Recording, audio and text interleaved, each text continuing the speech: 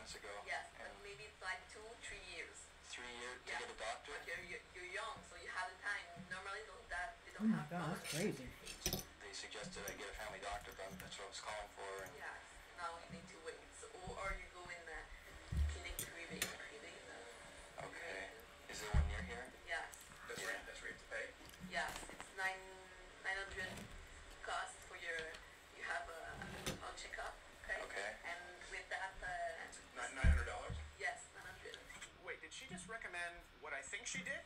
Paying for better health care? What if I went right now to a CLSC and I couldn't just I'm wait? not sure. No? I'm not sure because the literally they have there, they have the patient that they need. So They don't want any more patients? you can try, but I don't. And you live where? Greenfield Park. Greenfield Park? Yeah. So where do you still see? Okay. There's one in St. Lambert. Okay. Yeah. You can try, but I'm not sure. But they do. Okay. Okay. Well, you heard her. We didn't want to wait 2 to 3 years to see a family doctor.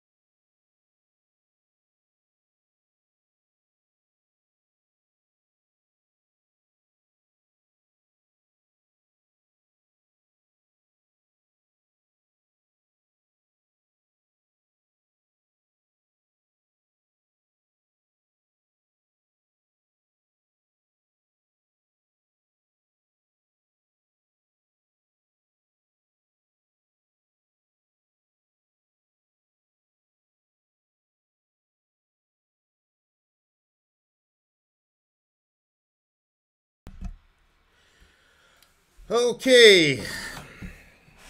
Is that your toe? Sorry. Are we babe. live? Can't hear anything. What about now? Your sound is broke, you goof. There we go. Can you hear crunching? I can. There you are. Got Bricktown. We got Overshadow Sean. Samantha, Sarah, What do we say? We're gonna start. Rachel. I'll start my opening dialogue at 50 folks. Zonia! I have come to douse the swine with the cold waters of science. Yes, Zonia. Let me tell you something. Okay, Ben, what do you want to tell me? What's up, Leo? Competing with the North Dakota USC game. That's what we're about here at Middle America.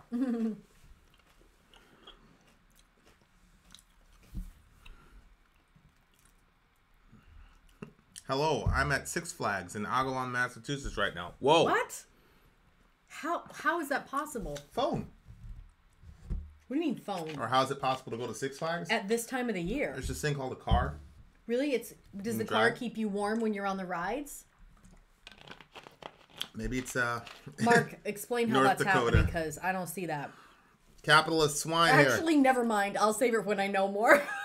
Ben. I'll save it for when I know more. It could be pretty big though. Okay. Hey, Jan, my good man. Jan, I was about to shoot that video on Alexandria Ocasio-Cortez. But there was just... The Gavin McGinnis thing was a much bigger story. I'm very interested, though, about this young lady.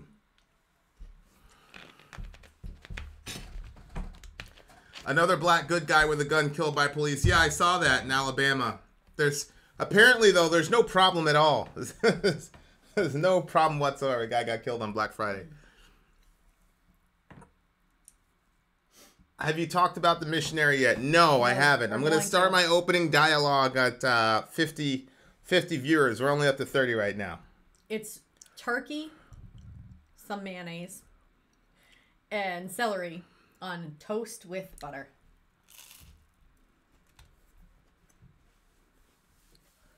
I did see that. What's going on, Zork?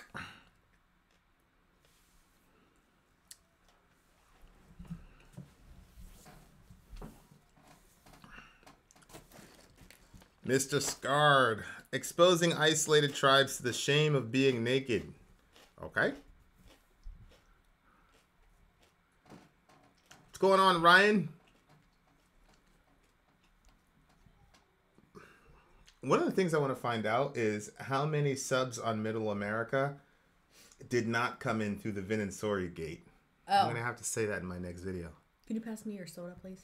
Did you guys have a happy Thanksgiving? I did. Mayonnaise, Vin. Sori eats mayonnaise. Conspiracy theory thickens. The fact that Sori eats mayonnaise is the indicator that not everybody can be perfect. That's obvious. She does. Love is stronger than mayo. She does eat mayonnaise, unfortunately. No, I really barely ever do. But when I make turkey salad out of it, disgusting, or like when you make ham salad sandwich, It's a disgusting, that's when I use it. immoral practice.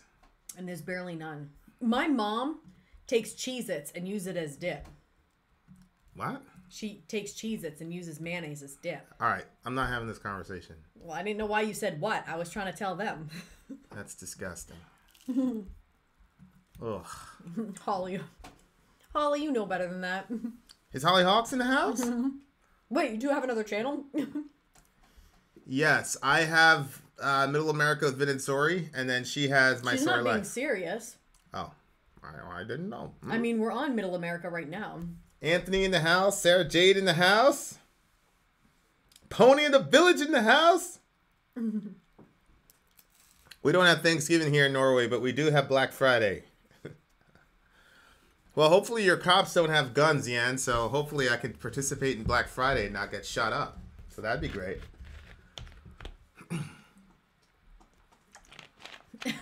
Ben. 43 watching. Any idea when y'all will do the Bible study? Which channel it will be on? We usually do that in a Patreon group every other Friday. Part of the logic is that I don't think there's a lot of interest for an actual Bible study, but we'll see. Ian, what's up? I disagree with him. Work is so slow. What's up, Sam Antha? I think even if you go, live with the Patreon people and then you release the video so people can still have the Bible study. I'm waiting for BM Fan. If anybody knows where BM Fan is, tell him I want to know. Pony, it's where he because is. there's only been the one you attended. Well, there's been 2. So, you haven't missed anything, I don't think, Pony. What's good, Mike? Mike's been busy. Maddie Nutrition in the house. I feel like this is really rude to eat this on the show. Perkinouse in the house? Yes. Ian, we're definitely going to call in. We're going to have you call in and talk about the Trump statement about autism for sure. Oh, I didn't hear about that. Oh, yeah. Johnny Baboon said his wife said that she would listen to a Bible study by us. Where's Johnny Baboon? Oh, no way. Hey, deaf fan. Your non-racist, non-white supremacist buddy, Gavin McGinnis. Did you see the video? Ben. You ever met a nice pregnant woman? No, never. It depends on the day. Sometimes I'm like nice and glowy and happily pregnant. I have evidence and source material the way you like it, Vin. Yes, Ian. Ian coming with that heat. Coming prepared. Yeah, instead of making stuff up and then saying, appeal to authority! Appeal to authority!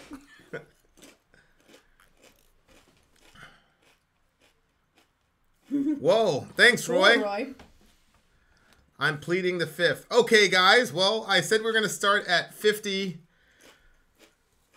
Who knew starting a white nationalist street gang was bad? It's a very good point. But apparently white nationalists don't actually exist. Yeah. So don't worry about it, guys. So don't worry about it. Nothing to see here, guys. Go home. Everything is just fine. Yeah. But I think a lot of them are racist bastards. Well, I actually have a racist bastard on my channel on Middle America, and I thought you were gonna say in this room. I'm like, what? I don't know. He's not in the room. He never comes to the room because he never No, I wants thought to. you were like doing it for me. Oh no, not you. I could take you on any subject. Honestly, there's no point in it. When you make step up, you have to flex intellectual muscle. It makes it more interesting. Okay, Ben. Yeah. That's right, Overshadow Sean. Thank you. Jen G in the house. Jen G in the house.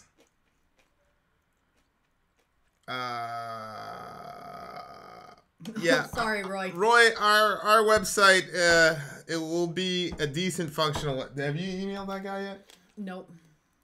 Okay, so I'm just I emailed the short guy. Oh, did you call AAA? No. Okay. All right. But they were only open till 2 o'clock today, and we slept in. Oh, is that what it is? Mm-hmm. All right. Okay, guys. So we've got a couple subjects to tackle. I'm gonna do my opening thoughts dialogue, and then I'm going to open the phone lines. First thing on the ballot is Christian. I think his name is John Chau. Was shot to death by a group of uncontacted folks. I believe they're called the Sentinelese, or the island was called the Sentinelese Island. I think it's the island. Those folks we pretty much theorize that they got there about 60,000 years ago from Africa. They've had very limited interaction with folks, mostly white folks, colonialists. A lot of people don't know this, but a group of them were actually kidnapped. Mm-hmm. And moved over to Europe, and there was children and two older people. Two older people. The two older people died because they don't have any immunity because they're landlocked, basically. And then they immediately sent them back. So basically, the Indian government has a basically let's not interact with them policy unless you get special privileges. There have been a few Indian anthropologists who have been able to make some friendly contact with the Sentinelese, giving them coconuts and fish and such. But there hasn't been any real contact in the sense of you can having anthropological studies on them. Certainly, regular folk like Mr. John Chau were forbidden from making any contact in any way, shape, or form with these individuals. On top of that, there's a 3-year prison term in India for even taking unauthorized pictures of these individuals. The idea is, number one, they want to be left alone. They've made that clear. It's so extreme that there was a tsunami, and so the Indian Navy sent a helicopter to kind over them. of scope the island, make sure they were okay, and they were shooting arrows at them. So they've made it obviously clear that they want to be left alone. Well, they said that in the past, I'm not sure if it was that tribe that was contacted or if it was another one, but they said that when they like basically made that tribe aware of the rest of the world, it was too much for them, and then a lot of them started drinking and smoking, and like their lifestyle got very, very bad and very unhealthy for them. Well, yes, because it was just too much to take in. There was a similar tribe, and then of course, people do what they do. They made human safaris out of them, and the rest of it. Now, Mr. Chau, who's a Christian, even a strong evangelical, most likely a Reformed evangelical Christian, believes that all peoples, tribes, and nations should be introduced to the message and person of Jesus Christ. And he was under the full conviction that if he went there and told them had an opportunity to talk about who Jesus really was, that they would find Jesus a compelling character and then decide to follow him with their lives. He then, I think it was $325 US, basically bribed the fishermen to bring him over there illegally. He went there on the 13th, I believe. He got shot by one of the kids, ran back to his boat, wrote on his journal. He was basically saying, God, I don't want to die. Yeah, it's better off if, like, basically. I'd be a lot more useful alive than dead. Yeah. And at which point, he also told his parents, hey, if I die here, don't be angry at God and don't be angry at them. It happens. That type of thing. He fully knew the risks. He said explicitly in his last letters he didn't want to die. Right. But he felt that this is what God wanted him to do. He went back to the island where he was summarily shot. A rope was tied around his neck, and that's the last anybody saw him. He's presumed dead. They hadn't found his body. Now, I didn't know that. Yeah. But I mean, because the other people, when they came up on shore, they killed them on shore and then buried them in shallow graves right there. Yeah, the two sailors. Yeah, the two sailors were buried right there, but he was dragged and he was still alive. There were two sailors. So how do we know definitively that he's dead? Well, because the fishermen saw him get shot multiple times. Oh, multiple times? Yeah, so. He's pretty much dead. I mean, anything can happen. We haven't recovered his body yet, but there's a presumption that he's dead. So, long story short, this man, by all accounts, is dead. Now, what's interesting to me is the reaction that I've seen, particularly in the atheist community, but I think people in general. I'm seeing, Seth Andrews, who's a very prominent atheist, posted memes with a guy that was shot up with arrows, and they basically said this is a new missionary position. Just a lot of things mocking this kid. Right. 27, 28 years old. Which I found very, very curious. Now, the Bible does say that the world, that would be the planet considered outside of the lordship of Christ, is hostile to God and hostile to Christians. And Jesus did say that he was sending us as sheep among wolves. And so the fact that there are elements, otherwise normally good people, mocking somebody who died for their convictions is a bit startling, because we have very, very good relationships with atheists. But it does kind of put into full relief, again, the concept, at least from my perspective, on original sin. No matter what you believe about the guy, it's pretty much should be understood that it's always a tragedy when somebody dies, and not something to be mocked. I think, though, that people say those things because they didn't know him personally. For instance, like, it wouldn't be outside of the realm of possibilities for us to do something like that in whatever amount of years. And I don't see the atheists in our community saying, well, fuck them. You know what I mean? Well, because they know us. Ben might make a little joke here and there, but he he'd be cried sad about it. I agree, but there's supposed to be a common... Well, according to the worldview that these people say, there's this common human empathy and empathy thing going on. Why was that not activated in this situation? That supposedly universally applies to all human beings. And then, of course, the fallback that people are using is they're saying, well, there's some pathogenic implications here. These people have terrible immune systems. But as I've stated, anthropologists have interacted with these Right. people. Nobody was talking about the pathogenic And to be implications honest with then. you, what they did was much worse, bringing coconuts. Well, because fruit can carry stuff. He brought fish and soccer balls to the kids. and Yeah, stuff. well, whatever, food. But my point is, these people have been contacted before, and so Oh, you're saying that kid brought fish? yeah, when the anthropologists contact the Sentinelese, nobody's saying anything Right. about pathogenic implications. But when the Christian goes there, all of a sudden, you put the whole It's a tribe, problem. you put the whole tribe at risk. Okay, I mean, they got kidnapped and moved over to Europe, Right. and the kids made it out okay. Right. I just don't really. I'm not really seeing how the pathogenic implications of this kid being there comports to everybody mocking him and making fun of him. Now, I will say, though, on another level, which is, there's another question, which is, hey, these people have clearly communicated they want to be left alone, so shouldn't that be respected? And what I would say to that is, well, I agree, but how far do we want to take that? For example, there are certain places in Alabama where people would restrict access to me. Yep. And so if I strolled into Alabama and then I ended up lynched on a tree, Right. would anybody say, well, hey, those didn't wanna be Alabamans, they didn't want to be contacted, so you get what you get. You need to respect them. I mean, would anybody say that? Look, here's the thing. I don't feel sorry for this kid. I've said this from the beginning of the channel. This is standard Christianity. This is how it's supposed to work. We're supposed to be killed.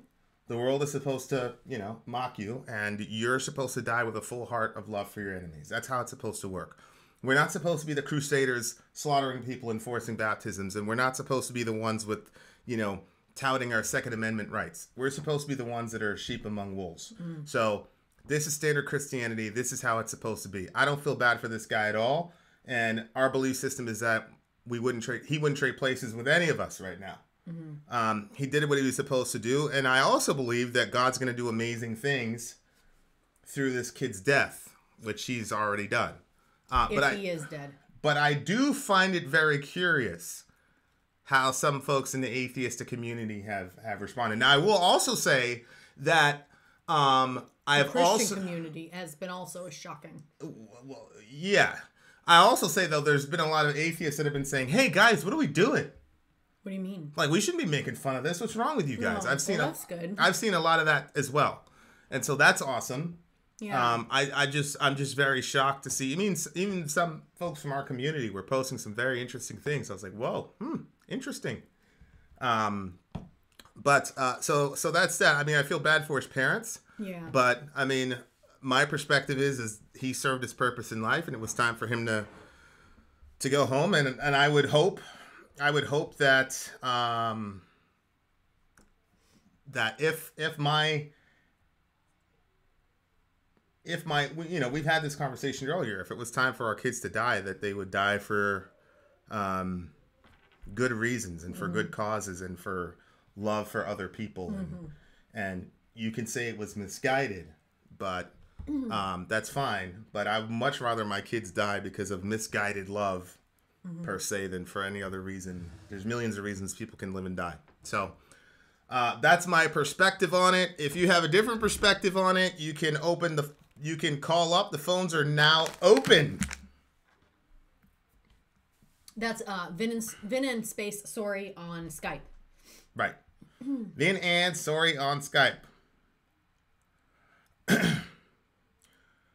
One thing I'll say about Christians, because I said I was surprised about Christians. One thing I will say, there have been a lot of Christians who've been saying that was foolish and silly, and you shouldn't have done that, and it wasn't safe. And they were talking about how certain missionary organizations have risk assessments and things like that. So the American Christian response has been very, very interesting. I have my own theories about that too. Okay. And I just missed a call. You got to be kidding me. Let me call again. I think, too, that when people say they clearly don't want to be contacted by anybody from the outside, so we shouldn't contact them, I don't think that makes sense to me, because I'm thinking they're afraid. They're afraid because the last time we showed up there, we dragged half their, some of their people off the island. I didn't drag anybody off the island. Here we go. No, I agree. So of course they're going to be fearful, but should we have something to share with them you know, maybe they have things that we could help them with or whatever. Like, I don't know, like just because somebody reacts in fear, like the first time, it doesn't mean that they don't want, you know, well, yeah, outside community. But I also think that there's some real ethical questions that need to be asked. Like, for example, what if they practice systemic rape on that island? Yeah. Should we then say, hey, I don't want to go and impose my worldview on those people? They're living how they're living, and we need to respect that. You know, this is where like certain things clash, and what's the ethical ramifications of us having all of this access to modern medicine and all the rest of them, and they're living in the Stone Age. I think those are tough questions, and I actually lean towards saying giving them their space for sure. And I also agree with not prosecuting them. Apparently, there's been some Christian organizations that have been calling for these guys to be prosecuted. Are you kidding me? They should not be prosecuted. I don't believe that. So anyway, Even in the Bible, like it talks about like basically there was a time of like ignorance where people didn't, you know what I mean? Like how can you be if you don't even know the law?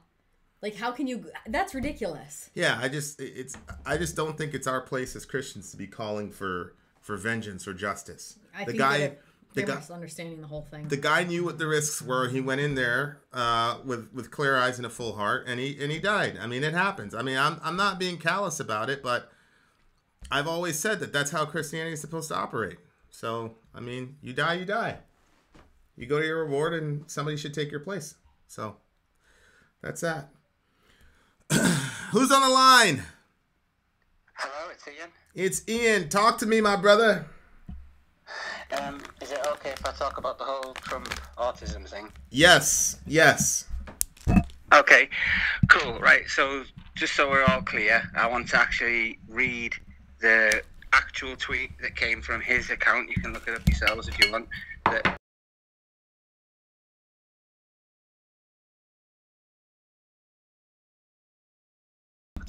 Gets pumped with massive shot of many vaccines, doesn't feel good and changes.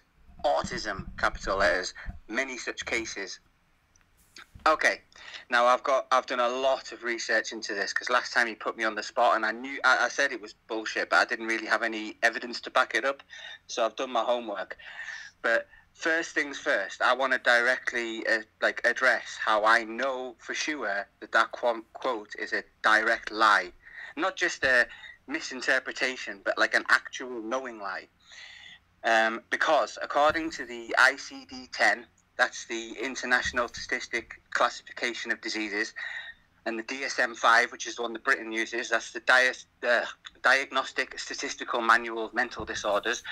They are the two governing bodies that decide what the classification is for autism. And the fundamental principle that both of them imply is that autism is there from birth, which is why, to be diagnosed, they ask if there's someone there, like a parent or a sibling, that's known you from childhood, so that they can establish it's there from birth. So it is literally impossible within the realms of biology for a healthy child to go into a hospital, have anything happen to them, and come out autistic. It is literally impossible. The baby in Sari's tummy right now is either autistic or not. End of story. Like it's a biological imperative, because autism isn't a disease or a condition or something that can be contracted. It literally means that your brain chemistry is different. I process information differently to you. My senses perceive the world differently to you. It's not a disease as such. It just means that my brain chemistry and brain pathology, if you looked at it in an MRI, I use different areas of my brain to process information in different ways. But your brain is literally wired that way. So it is literally, it is impossible to catch or change into autism. So that's why I know that's an outright lie, which pissed me off so much. But, yeah, it's a very strange. There's a lot of things that I hear that I don't post, or there'll be debates that I'm having with one of y'all that I don't bring up because I haven't sourced it. Okay. Because I'm not going to bring something up that I can't source, and it's mind-boggling to me that our president, who's the leader of the free world, literally, supposedly, as an American president, just willy-nilly post stuff. He's got like 10 million Twitter followers. He'll just willy-nilly post these false facts. Amen. Many such cases. There are 0 such cases ever. It's impossible. Yeah. It's unbelievable to me that our president feels the freedom to just do that without consequence. And I just wonder if there's anybody around him saying, "Hey, hello, we can't do that." Even if there is, he looks like the type that'll do what he wants. It's unbelievable. Well, anyway, I have presented a whole case about why I know that this is like medically bullshit, and I've even managed to source like where the whole rumor came from and how it came to fruition. It's really interesting when you dig into it. And by the way, this isn't even concealed information. I found all this out through Google, so I invite everybody to do their own research. And I also invite, if anyone has any counter evidence or anything they want to present to me, then go for it. But as far as I can tell from what I've looked into, this all comes pretty much from one guy called Andrew Wakefield. If anyone doesn't know who that is, he's a former British surgeon who is most famous for his work with the MMR vaccine, and he is the source. He is the one that claimed the link between autism and inflammatory bowel disease and the MMR vaccine. He was the lead author of a paper that he submitted in the Lancet. You can look that up. That's LANCET. That's a medical paper that's produced in Britain. He was the lead author of that paper in 1998. It reported a study of 12 children,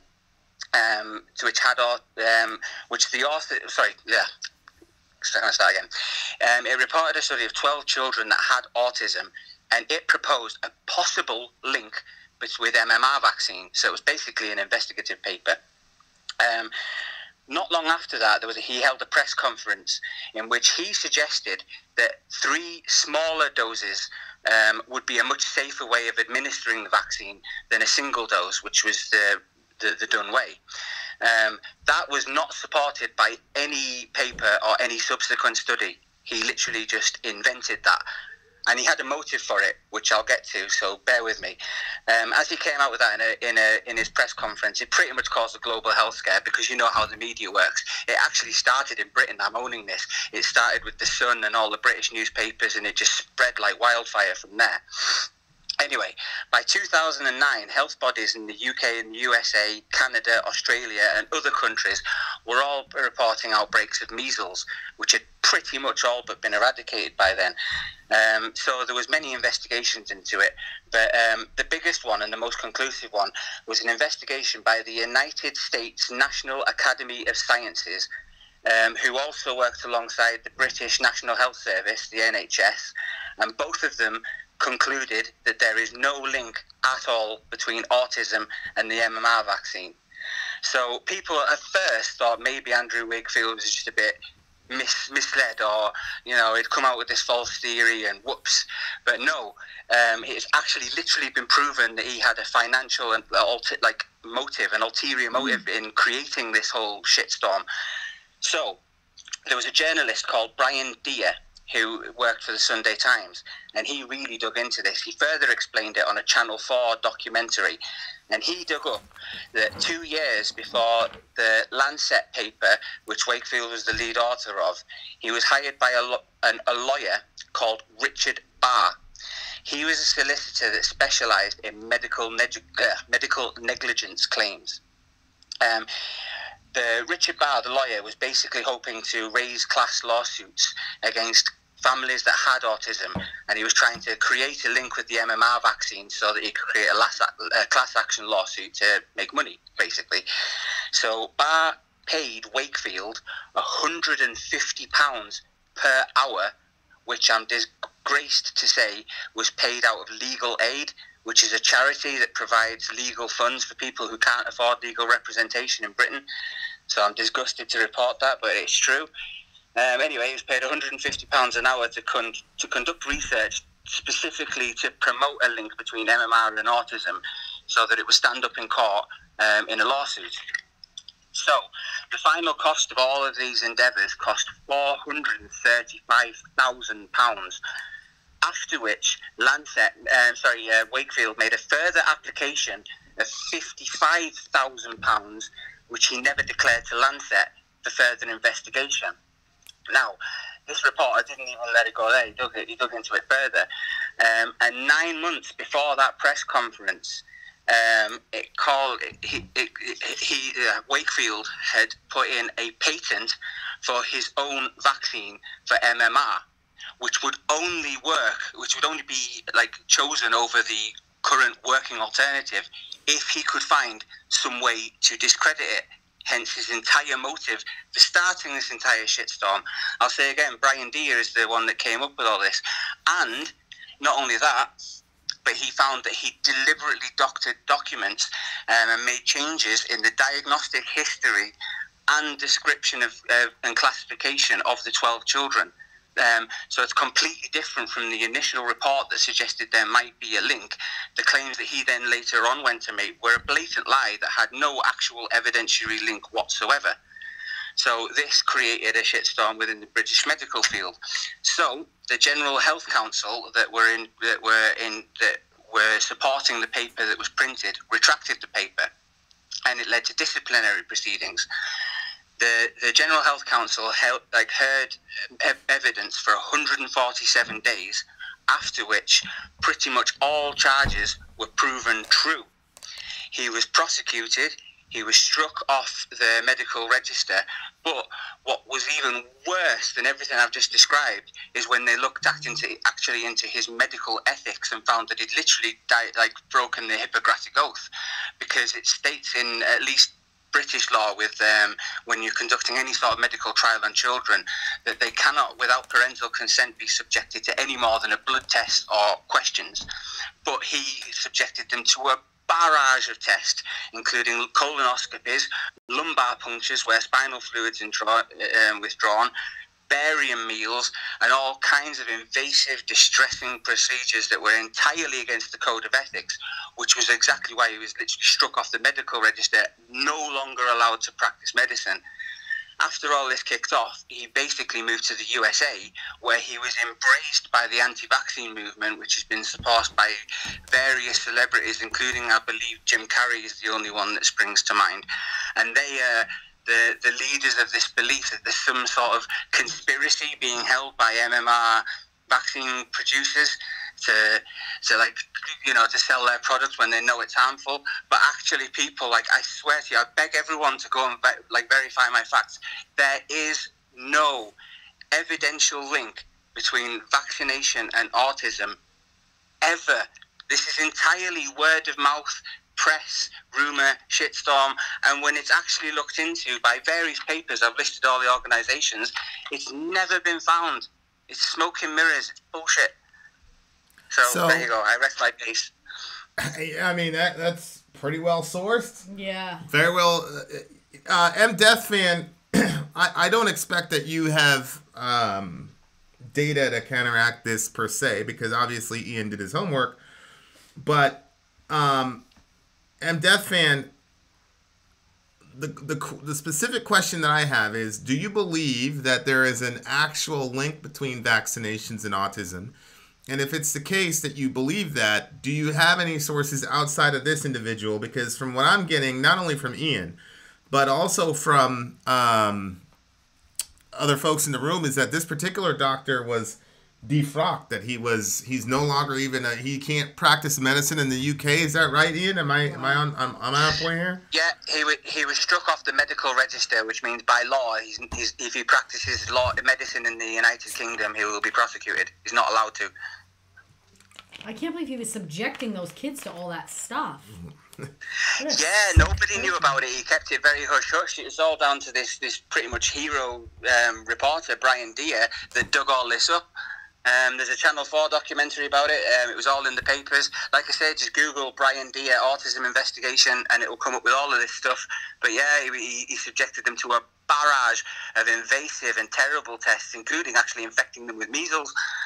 So And like I said, the outbreak that happened in 2009 that started this entire investigation, the outbreak happened because of paranoia that people were stopped taking the vaccine. That's what I sort of loosely mentioned the first time I called up, that if enough people don't take the vaccine, the virus will replicate itself. And just like if you typed out a novel 10,000 times, sooner or later you're going to make a typing mistake. And that's how viruses work. When it replicates itself enough times, one part of its genome will change, and that's how mutations happen that can render a vaccine useless. And if that happens, then it's open season. You know what I mean? So like, I'm a very, very big supporter of vaccines, and I have credentials because I can say that as someone with autism who can state with authority and research that there's no connection. It's bullshit. Yeah. But, yeah. No, but if anyone has any evidence, please just like call up. I'll welcome it. But like, I've done a lot of homework and I've found nothing to contradict it. Yeah, I mean, it seems pretty definitive, man, because I don't see anybody contradicting it at all. And you know how firesides work. If there was something to contradict, people would be doing it. Mm-hmm. Yeah. No, I can live with that. Well, there you go. The defence rests then. I hope that put Sarah's mind at ease. I didn't do well last time. But yeah, trust me, if your kid's going to be autistic or not, it already is. There's nothing that can happen to you or the baby that will change that. Right. It's part of it. Yeah, and I mean, I don't even see what the major thing is. If it's between measles and autism, I'll take autism every day of the week. Well, it's because measles doesn't happen. Well, measles doesn't happen because people are immunized. Yeah, but if it was like a thing that it was like a risk, like where, you know, the chances were pretty good that they were going to get it, then it wouldn't be a question to me. But, you know, and I kind of like the idea of waiting until they're a little older before giving them the vaccines. Although with Selah, I didn't. I gave them to her when they were supposed to have them. Okay. Vinod, sorry, will you have your newborn vaccinated? That's still a discussion. You will notice I am noticeably to get the baby vaccinated. I am noticeably quiet. And yes. Huh? I have to look a little bit more into it. All right. Yeah, I'll point before I go. Go for it, Ian. Yeah, it's interesting when I hear people like debating so fiercely this like enforced vaccination, because in Britain it's pretty much par for the course, because we have tuberculosis vaccinations in school, and you have to actually go out of your way and present a case for why your child shouldn't have it, because it's just accepted that everyone gets that, and we all have TB scars on our arm because it actually literally scars your arm to have it. But tuberculosis has been absolutely eradicated in the UK. There's never been a case of it, because to this day kids are still being vaccinated by it, whether against their will or not. But I personally, and this is just my belief, but I see it literally as a civic duty. You know, like, what's there to argue about until there's conclusive evidence that it's harmful, married against the conclusive evidence that exists that proves it benefits society. I don't really get where the debate is. It's like, to me personally, it's a non-brainer. I think that's to you, because I was reading that comment. It's sorry. How is it even a debate if it's? I mean, there's no tuberculosis in the UK. Oh well, my concern is just it's, you know, things that I've heard about it, and I've seen like what other moms have done around me where they were not putting those vaccines into their children, and I thought, oh, there's a risk involved as far as them getting it, but then at the same time, like what they were telling me about all the research that they had done and all the terrible things that can happen, I was like, ugh. So I'm saying I have to do the research for myself, and I haven't done it because it's not close enough for me yet. But can I jump in a second? Sorry, because like I actually agree with you, but that's kind of exactly the same sort of shit I was referencing in the thing I presented when the whole autism thing broke out, and you said like, I've heard stuff, and it gets you paranoid and thinking about it. But like, I beg you to actually look into it. I mean, like I say, I'm a huge fan of vaccinations because it's pretty much eradicated. But anyway, like the other point I wanted to make that's curious to me, and I could be way off the mark, like, please Vin, call bullshit if I'm wrong on this, but like, what it seems to me is that, like, because, like, and I'm including mine in this as well. I'm not taking a dig at USA. It's more so at mine because I hate Theresa May and my current government. But anyway, we are so used to being lied about by our governments that when our governments say, actually, this will help you, we're like instinctively distrustful of it. Of course. If the government could say, actually, do you know what, this vaccination is a good thing, and your government had never lied to you, you'd be like, oh, do you know what, cool.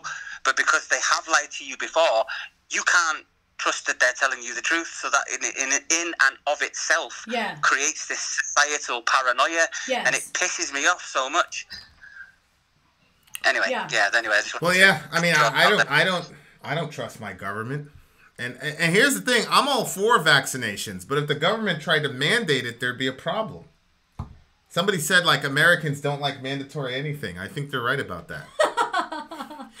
Soon as the government starts... How come you don't take your flu shot? Soon as the government starts... Oh, it's not mandatory. No, I know. None of the vaccines are mandatory. I'm bigger than the flu. Care about the flu? Psh. But as soon as the government starts saying, like, you have to do this, you have to put some... Then I'm like, whoa, wait a second. Time out. This is America. But right now, it's a running discussion, and I think we'll make the right decision after we do more research of our own. Ian Aspie, ladies and gentlemen. Is the right decision doing what you're saying? Anyway, I'll let other people call in. Thanks for hearing me out, guys. I did my homework and presented my case. So there you go. That's how it's supposed to work in Fireside. I will say that your information made me a little less worried, because the MMR one is the one that was like the big thing, like that everybody was talking about. So just remember, literally zero evidence ever. Just drill that into your brain like a mantra, because it's absolutely true. Yep. All right, y'all. So, all right, thanks, guys. Cool. All right, speak to you later. Bye. Bye. Mr. Neelis, that's fine about the public schools. We don't send our kids to public school, so they're homeschooled. No, and you know what? To be honest with you, I think that the kids at the public school should be vaccinated because they're all packed into one small area. And if my kids were going to public school, then that would be more of an incentive for me to do that. Or if they were going to daycare and stuff like that, because they're around, but like they're not around like. If you don't let your kids be vaccinated, you should also let them bleed to death if they split their head open. Oh my God, that is not the same thing. What an idiot. And then Svetlana, Ben, that's a little extreme. Oh, that was Ben? Yeah, of course. Oh my God. Of course.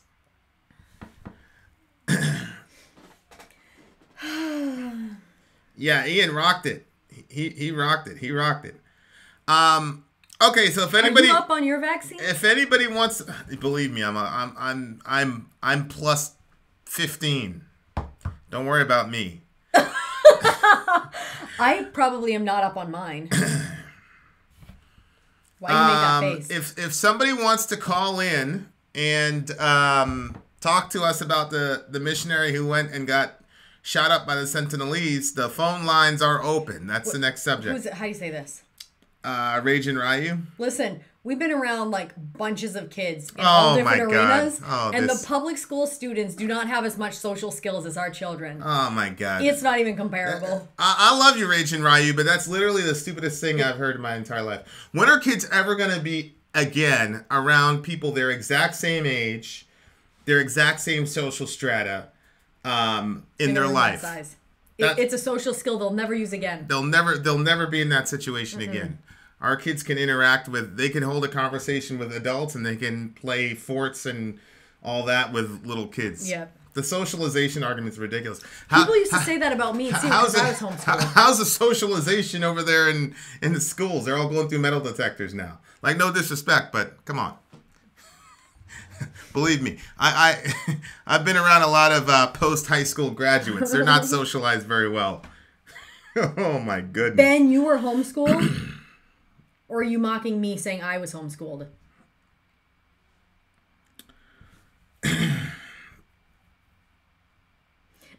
LOL, I feel another debate arising. That would be an interesting discussion now with people. Homeschooling versus public school. My kid goes to public school and doesn't like other kids. Then again, she is my daughter.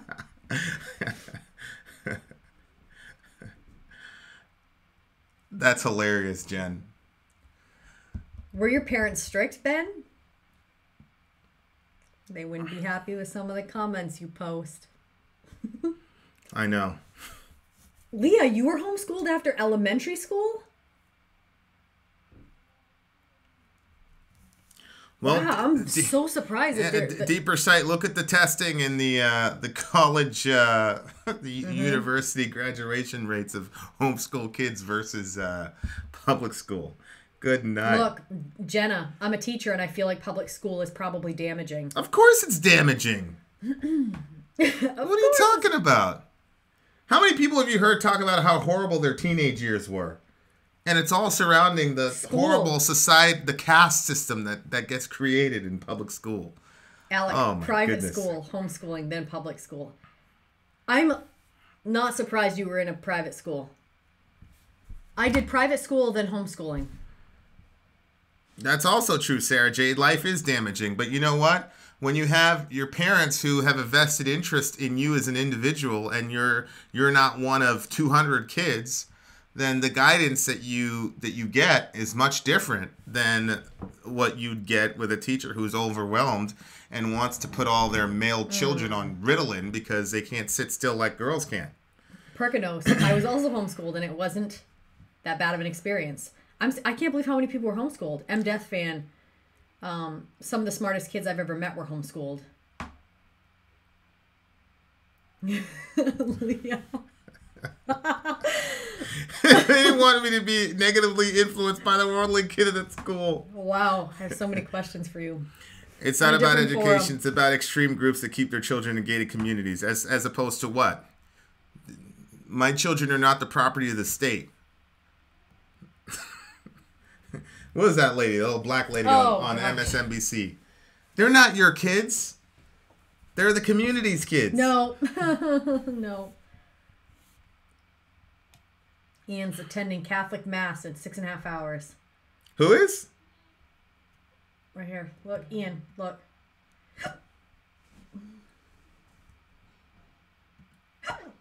Nice, Ian. There you go, buddy. This is so funny. Joel, I went to public school and I had a good experience, especially playing sports and all the friends I had. Yeah, you can... Two people down. I went to public school. It was a joke. They didn't give much of a shit. They just passed kids along. No, you don't say. That is the common thing that we hear. Antonio was homeschooled. I cannot believe how many people were homeschooled. I know.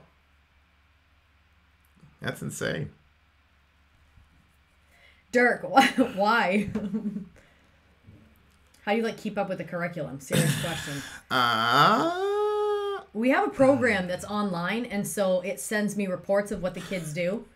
And if they don't do their reports, then they get in trouble. My current events class consisted of watching the O.J. Simpson trial. No bullshit. That's literally the same thing that we had. I don't think that's bad. Current events. Yeah, well, no, it's not bad if you actually use it to learn. But what happened is she just put on the trial and sat there at her desk for the entire day. Didn't put any context or anything around it. She just sat there. It's ridiculous. Okay, well then that's no good. Insane. So my husband was homeschooled. Private schools for Zonia.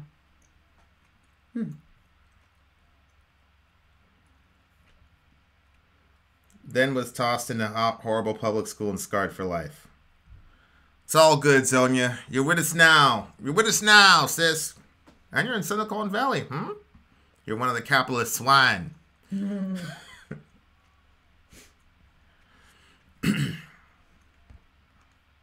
Dirk, show me these studies. How many homeschool shootings have you heard of? Serious question. Dirk, are you talking about yourself? Were you homeschooled? Is this how you feel? Yeah. Good Lord.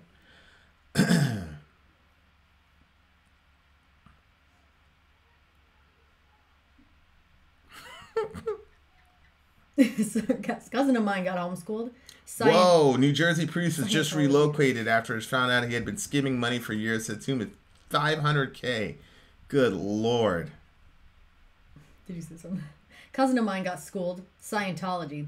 She's 28 now. Never had a job in her life. Great. Oh, Peter, that settles it. We need to send our kids over to the public brainwashing facility immediately. Something bad happened to Peter's cousin. What's going on, this pattern? Just the way you wrote it was funny. Great. Yeah, it's like Trump. Sad. Yeah, sad. Oh, my God.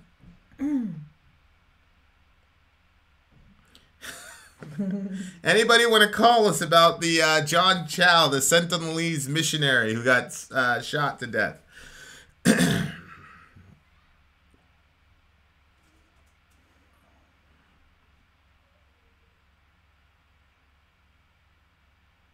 Yeah, Overshadow Sean, it's no joke. Something's wrong over there. Dirk, it depends on the parents.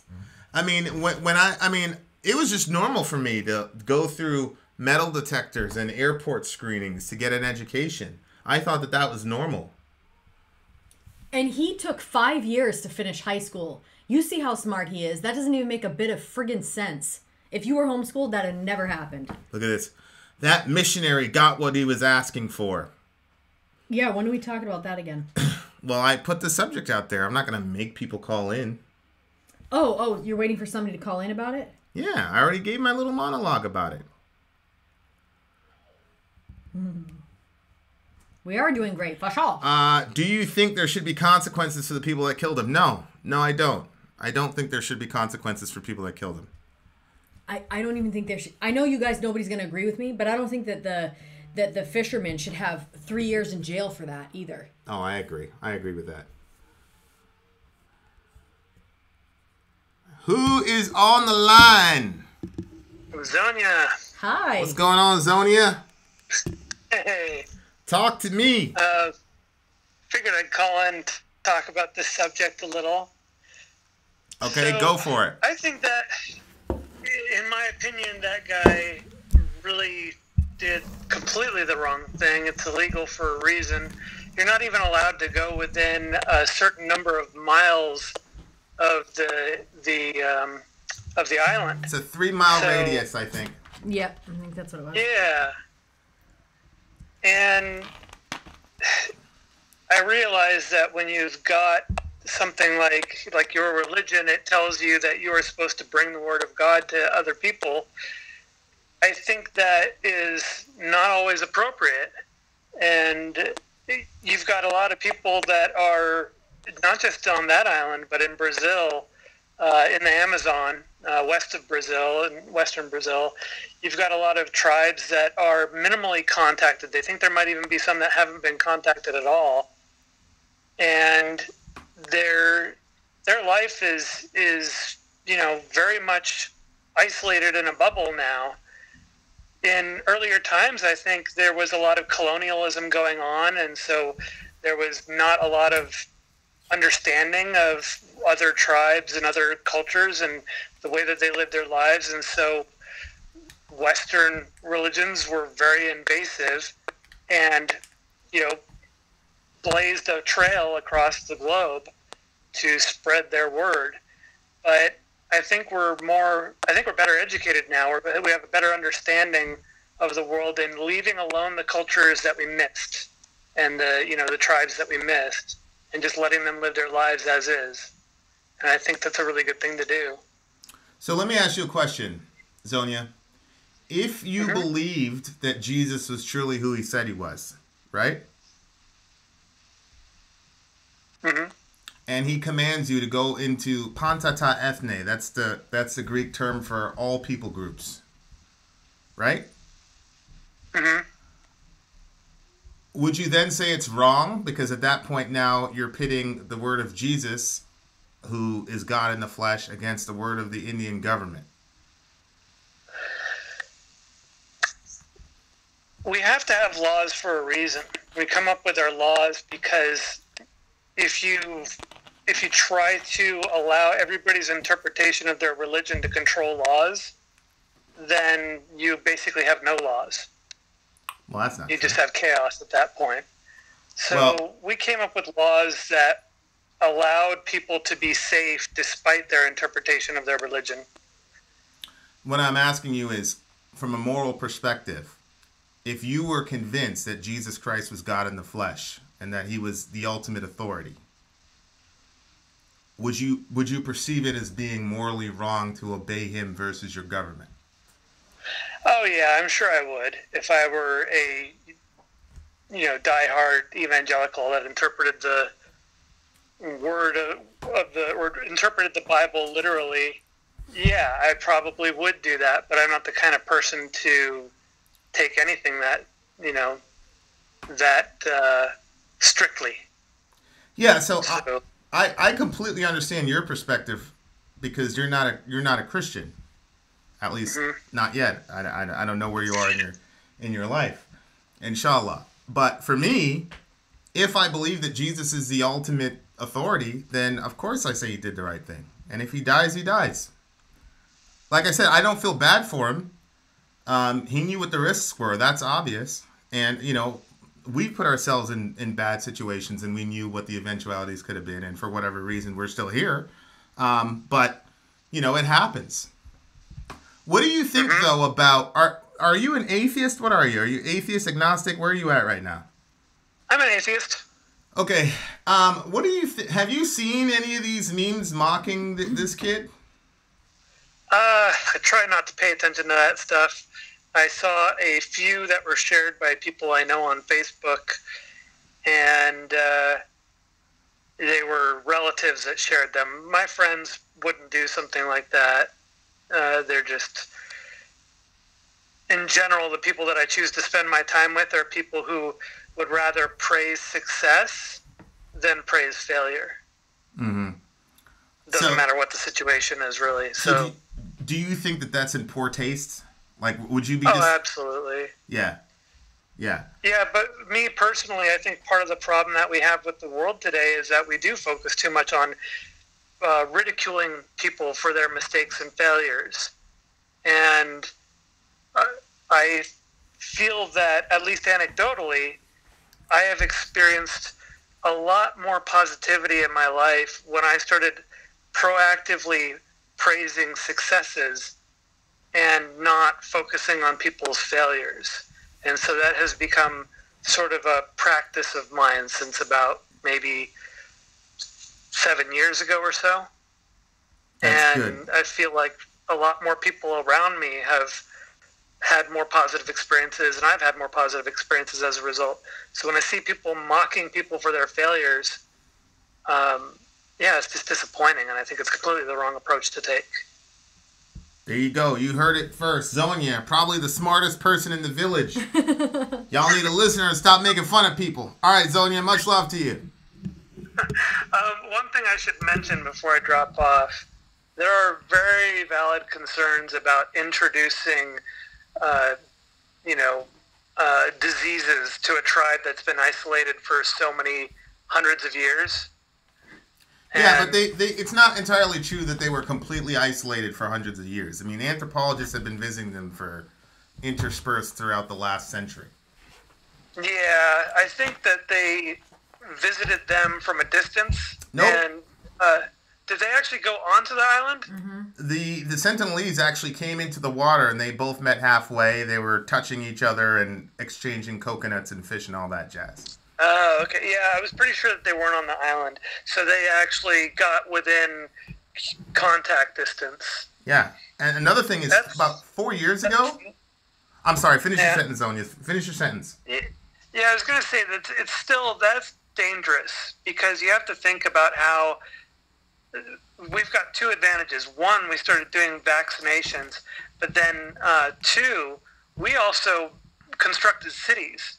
So we allowed ourselves to spread disease, go through various die-offs and recovery, so that there were people that had natural immunities over time. And then we also did our vaccines on top of that once we industrialized. Right. And tribes don't have that. They don't have population concentrations where they're living in close quarters, highly dense, in dense populations, and they don't have vaccinations. So you've got two major problems there.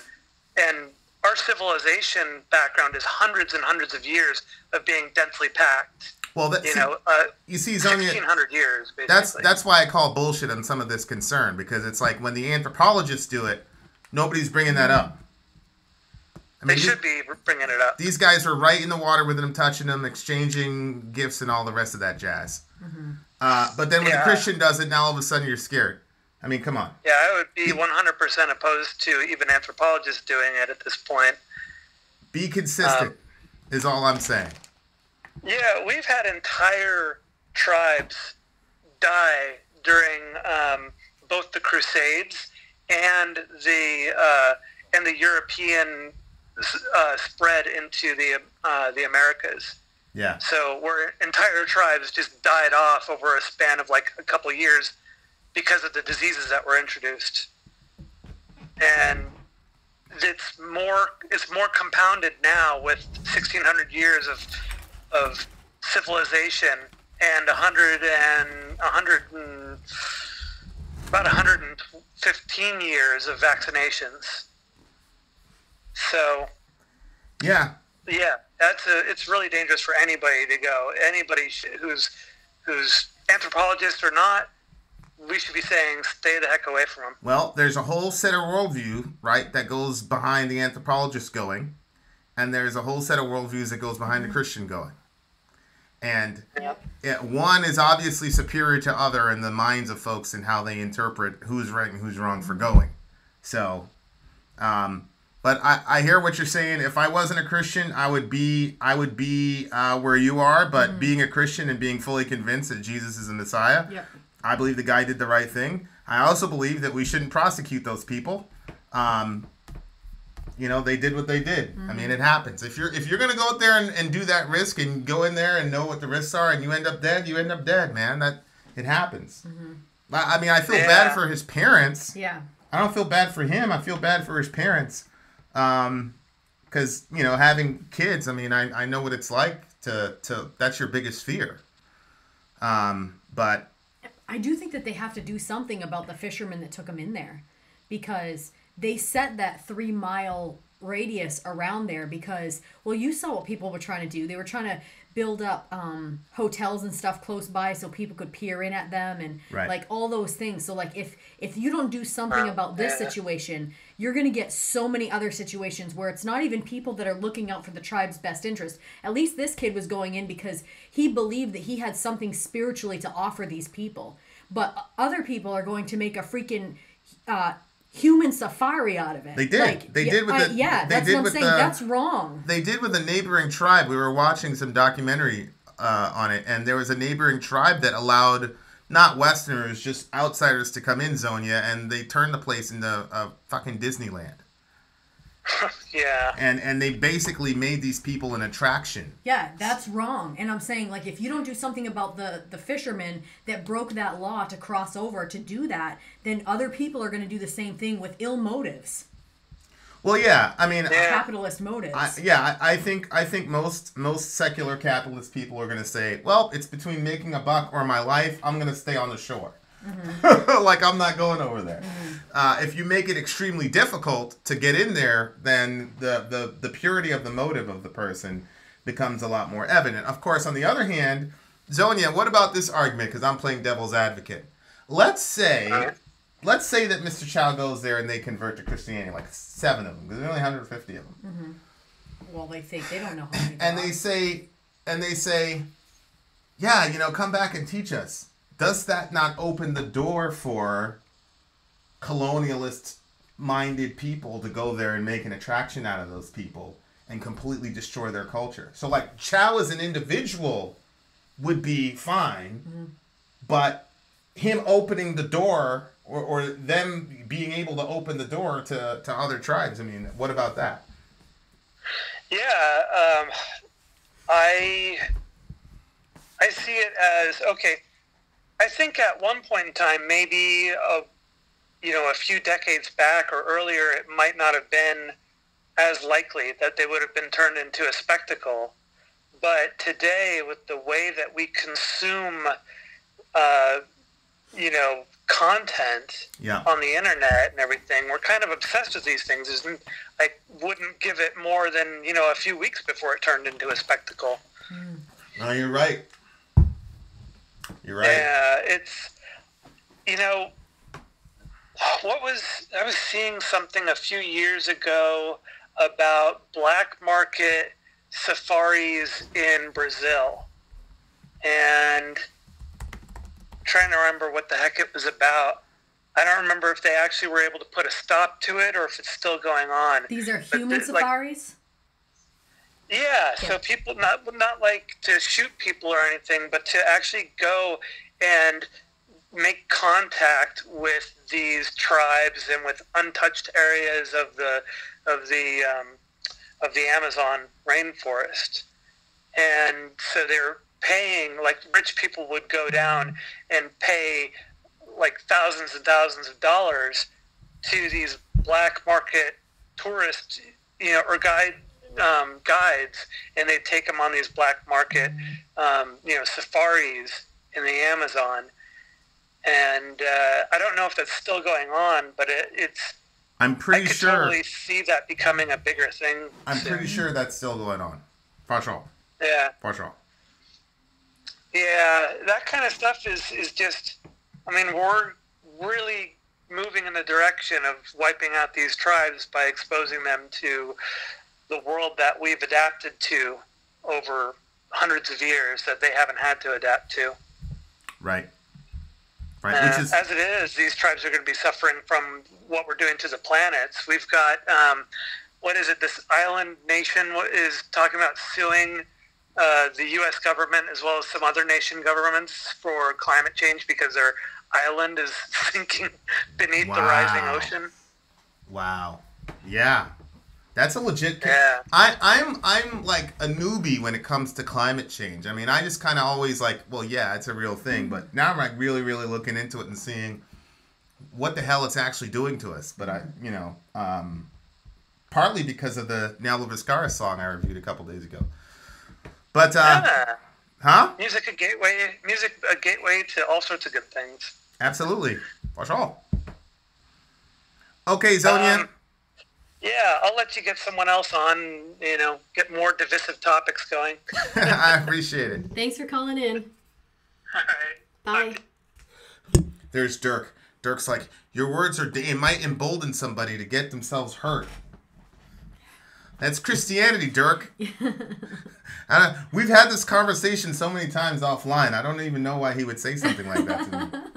You're supposed to get hurt in Christianity. You're not supposed to be safe all the time. Mm-hmm. Golly. The way that Americans have... this is the thing. There's no cowards here. That's what you said in our thing. Well, it's not a religion for cowardly people. It's just not. Mm-mm. Yeah, I mean...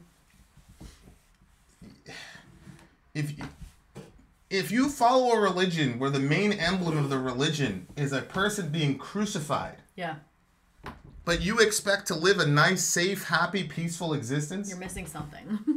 You know what? What the hell is wrong with people? I think that we wear so much jewelry and stuff with crosses on it, and we've never seen somebody get crucified, that I think that we forget how horrible that actually was, and it's become a novelty to us, or you know what I'm saying? Yeah. So I don't even think people think about, whoa, like actually this leader was killed in a very gruesome, very shameful way.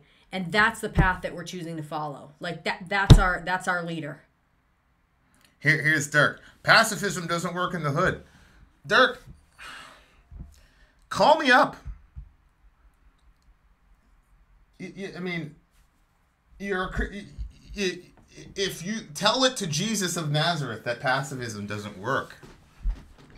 Mm-hmm. All I'm saying is that the guy was just practicing standard... Oh, hey, Lilo's here. The guy was just practicing standard first century Christianity. If you practice a Christianity that never puts you in danger and is completely understandable to the rest of the world, I'm sorry, that's not the Christianity of the Bible. You should be an attractive and a repelling force simultaneously. You should be not someone that people can understand.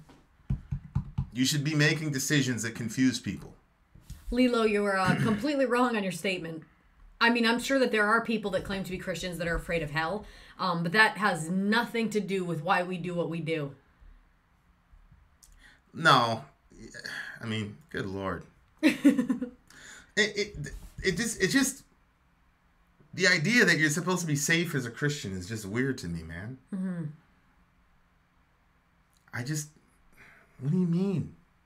Mm-hmm. All right. Yeah, I mean, Zonia, you can call back because Lilo's not going to call back, but I'm not scared of going to hell. But this just crazy idea that you're just supposed to be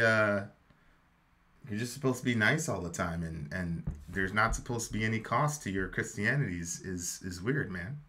No, Kimmo, fear is not the basis of religiosity. Love is the basis of our religion.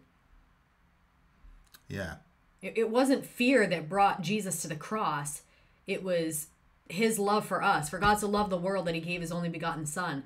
And then he says that we love him because he first loved us. Like, it's a religion of love.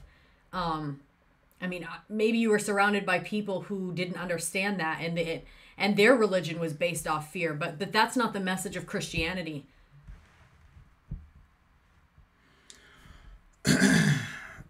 As a matter of fact, the Bible speaks against fear and says that fear has torment and stuff, and that perfect love casts out fear. So right. And it specifically says, the one who fears has not been perfected in love. Right. So. And what was interesting with that kid was he was scared of dying. Yep. But his love for those people and Jesus his overrode fear. his fear of dying. Right. So. Yeah. But to be fair, to Zonia's point, there's a lot of people that are just hell, damnation, hell, and the emphasis is not on the love of God. Mm-hmm. I get it. But that's different from what the actual message that Jesus preached, I think.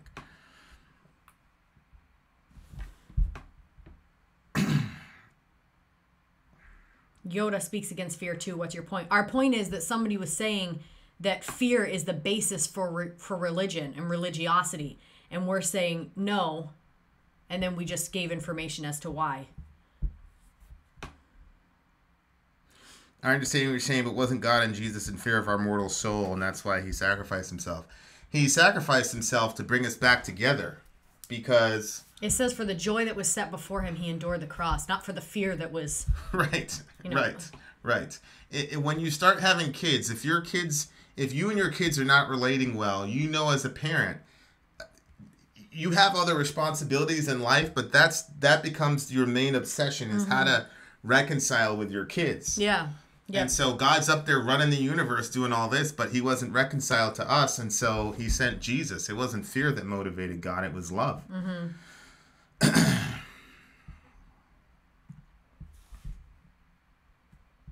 Well, yeah, you can disagree, Ryu. I mean, that's the point of the village. Whoa. But Ben, don't say things like that. Ben, don't say things like that. Why do you always cross the line? Because keep in mind, Ben, if you're... Just don't worry about it. Well, I wanted to delete the message. Why would you even write that? You used to be able to delete it. Just leave it. It's fine. It's not fine. I don't like that. That's not right. Republicans are the fearmonger party. Typical right-wing hypocrite. Really, though, if everyone was scroll down. If everyone was appropriately afraid of climate change, we'd be much better off. Can we update the Bible and make climate change original sin? Well, that's actually in the Bible, actually, Zonia. I do agree that fear has a place, but it can't be the ultimate motivator. Who's talking to me? Johnny Baboon, how's it going, man? Johnny Baboon, what's going on, big guy? Oh, not too much, just waiting for this baby to come. I know, bro, me too. I think we're on this. How far along are you again? What are you now, like 39 and a half weeks? No, I feel like it. No, his girl. She says it'll be 40 weeks on Wednesday. 40 weeks on Wednesday? What's her due date? Yep. The 28th. Oh, man. Well, she's... Here's Mr. Nihilist. The Romans invented Christianity to pacify their subjects, especially the Jews who are always rebelling. I don't think you understand how the first century operated there, Mr. Nihilist. Please call me with that so we can have that discussion. Go ahead, Sean. I was kind of tuning in and out of the fireside previously. and you said that the guy was talking something about how God told him to go to this tribe to tell the message of Jesus Christ? Yeah, he had a conviction where he felt like God was specifically telling him he needed to go there. Well, in my opinion, I think that'd be determined on whether or not it was effective. Because, I mean, if they didn't get the message, I don't think he was being told to go. Okay, but you and I are talking about it right now, right? That is true, though. I mean, like, God does work in a bigger, grand scheme of things. Like, millions of people are having conversations about this guy over Thanksgiving weekend. So, you know, one of the principles that I live by is that God is always doing 50 million things in one action. Yep.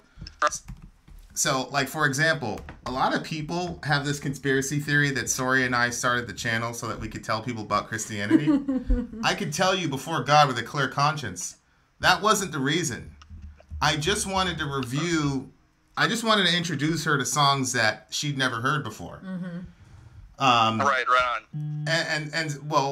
And just for something for her and I to do together. Because in our previous life, we had been grinding so hard and doing so much work in the inner city, and it was a very taxing experience. So I just wanted something lo-fi without a lot of, you know, effort to do that her and I could do and just enjoy. That was the only reason. And then all this stuff happened. See what I'm saying? Yeah, I mean, I definitely do think that you guys have reached quite a few people. I mean, whether or not they take in the message and take it for what it's worth, I mean, you're still getting the message out there and you're consistent every time, and I think that's important. Well, yeah, so if I were to judge this kid's effectiveness, you can never judge anyone's effectiveness until this is all over. Like, let me give you an example. If you saw Jesus on the cross, right, and you go, right, okay, this guy's preaching love and peace and all the rest of it, obviously he was not effective. I mean, he died, right? Yeah, but we also believe that he rose from the dead, so... I agree. Right, if you stuck around long enough to see the next chapter, you'd say, oh shit, something really special happened here. You see what I'm saying? Yeah. So I can't judge the effectiveness of anybody's efforts for God until this is all over. And my suspicion is that a lot of really, really good is going to come from this. Like I said, the Daily Mail basically sounded like a Bible study because they just kept quoting this guy over and over again. They even put a picture of his journal entry. Yeah, so like millions of people are talking about, are reading what this guy was talking about in his prayer life with God and all the rest of it. So I hear what you're saying. I completely get what you're saying. Like, we would measure whether or not he heard from God by what happened as a result. I get it. I just think that in my experience, I've seen so many quote unquote failures get turned around on their head into something unbelievable. Yeah. I mean, I guess thank you for pointing that out to me. I really didn't think about it that way before. I mean, you'll see it in your life. You'll see it in your life where you'll be like, man, I really think God wants me to do this. And you go do it and then nothing happens and you're like, what happened? And a lot of people actually get confused and sometimes very discouraged by it. And then 3 years later, randomly, you see how everything connected and you're like, whoa. That's happened to us a lot. Go ahead. Yeah, I mean, it's kind of like a domino effect. It takes a little bit before you really see the real works of it. Yeah, exactly. But I had one more question for you. Yep. So, you guys say that you're a postmodernist, right? I'm a postmillennialist. So, what exactly does that mean? And I guess, why do you believe in it, I suppose? A postmillennialist believes that the world is eventually going to come around to the understanding that the way of Jesus is the superior way to live. So there's a vision of the world that says the future is going to get very dark, very terrible. We're all going to die, and we need to get zapped out. We need to get zapped out of here, raptured out of here before everything turns to shit. A postmillennialist believes actually the opposite, that the world is actually going to get progressively better, and because of the influence of Jesus on the planet. And I believe... So... Go ahead. what is your take on like the Book of Revelation and how it says about the mark of the beast and how the Antichrist will rise up and all that stuff? Well, my belief is that the majority of the Book of Revelation was speaking of the events surrounding 70 AD, as well as the persecution of Caesar Nero, which is why I chuckled with Mr. Nihilist when he said that the Romans invented Christianity. Look, the Romans were taking part in emperor worship, and you had to go burn incense to the emperor and say Kaiser Kyrios, which means Caesar is Lord. So when you said that Jesus is Lord, you were going head on against the Roman government. So when I hear, I'm sorry to laugh, but when I hear people say, "Oh yeah, the Romans invented Christianity," it makes me chuckle. So I believe that the majority of Revelation is not speaking about like a distant future time. It was speaking about the events that were probably going to happen within 3 to 7 years of the writing of the book. Okay. I guess here's where I kind of disagree with you, because my mom had shown me a couple of these like books about Revelation and whatnot, and it talked about these prophecies about how like Israel will be returned to the homeland, there'll be a harvest, and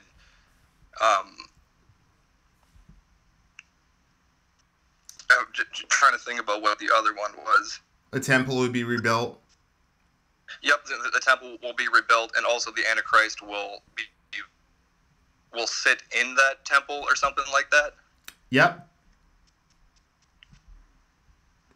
Yeah. So when the four of us talk, I don't want to monopolize the conversation, as in, because the four of us are going to sit down eventually. Bring that up, because I think it'd be an interesting discussion to have for sure. Yeah, I'm definitely looking forward to that. Cool. All right, brother. Much love to you. Much love to you as well. Take care. Hopefully we'll get that video chat rolling pretty soon here. Yeah, definitely. Especially considering you're about to make a trip to the hospital with your lady. Yeah, hopefully sooner rather than later. All right, bruv. Appreciate you. Have a good night. Bye. Bye. Ben. Ben. Literally, Ben, if you do that again, you're out forever. You got to have some lines, my guy. I love you, but you got to have some lines. If you do that ever again, you're out forever.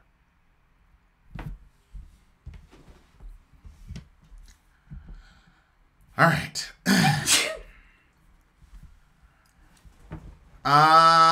Anybody else want to talk?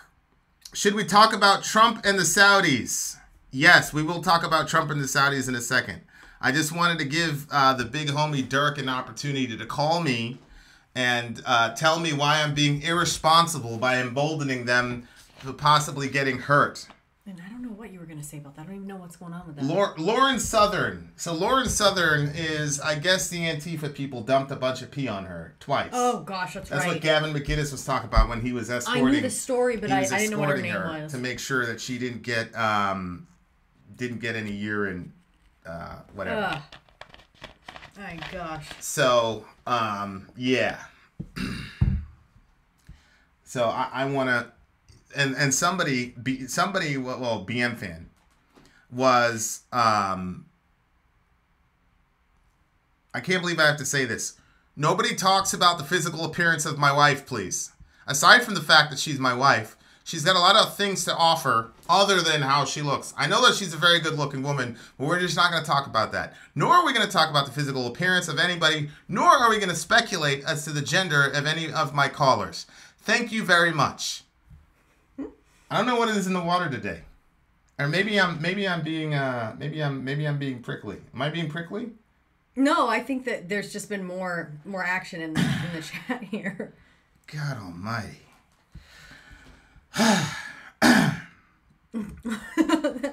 Thank you, Zonia. I drop back in to find drama. Yeah, I'm a little fed up. I guess. What? Lilu, are you serious? I thought Sori was Vin's sister.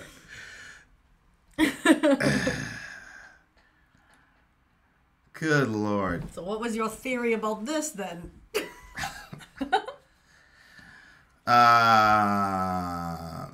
No, they wouldn't have the gall to do it in person. Of course not. I've been to a lot of Listen, I've been to a lot of places. I've been to hostile places, and it's never happened. Never.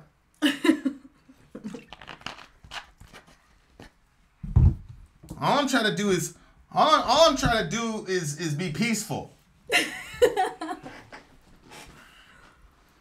I'm just trying to be a dad, Joe. Don't be an asshole. Because I'll switch back to my past, Joe. Quick and fast, Joe. Maybe my monitor colors were oversaturated.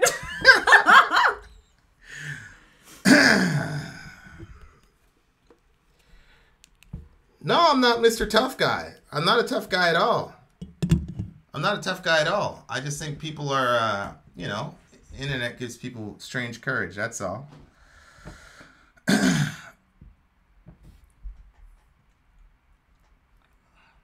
And it's not just sorry. It's, I get somebody on the line. People are speculating about gender. Like, I don't want to hear it. Mm-hmm. Let's just talk about the issues we're talking about. Mm-hmm. The whole point of the village is we're going to come and we're going to talk about like real existential, national, global issues. Yeah. And we got to raise the conversation above all this silly bullshit, guys. Mm-hmm. There's a million channels that you can go on and be, act like a fourth grader. I love you because I love fourth graders, but this is not a fourth grade channel. So let's just stay to the topics. Or if you have another topic like Ian brought up with a well-researched, where can you hear that on a Saturday night? Well-researched argumentation about autism and all the rest of it. I love that stuff. Zetlana, you can say Sori's beautiful. But that's it. Oh shoot, so I don't understand what the question is. Like, what's the question with this? What? With this whole thing of this woman that got urine thrown. Like, how is this a question? What's the question? Is that right or wrong? I mean, what? I don't understand. What are we talking about? Oh, because BM fan said it was okay that he poured urine on her. Stop it. Well, I guess she jumped in a boat. There were some like illegal immigrants coming over. What I'm putting in quotations because I don't know, because I just read one article. But I guess there were some illegal immigrants that were sailing over there, and she jumped in a boat with this other like right wing group and was trying to stop them. Which, she's just a skinny little white lady. I mean, she's not stopping anybody, but she was doing it to protest. Yeah. And because of that transgression, BM fan said that she deserved urine to be poured on. Come on, people. Wow. Oh my gosh. I can't believe this. Yeah. Steven, I'd give you a shirt if you were able to do that, my guy. I mean, I don't know. I'm totally blown away.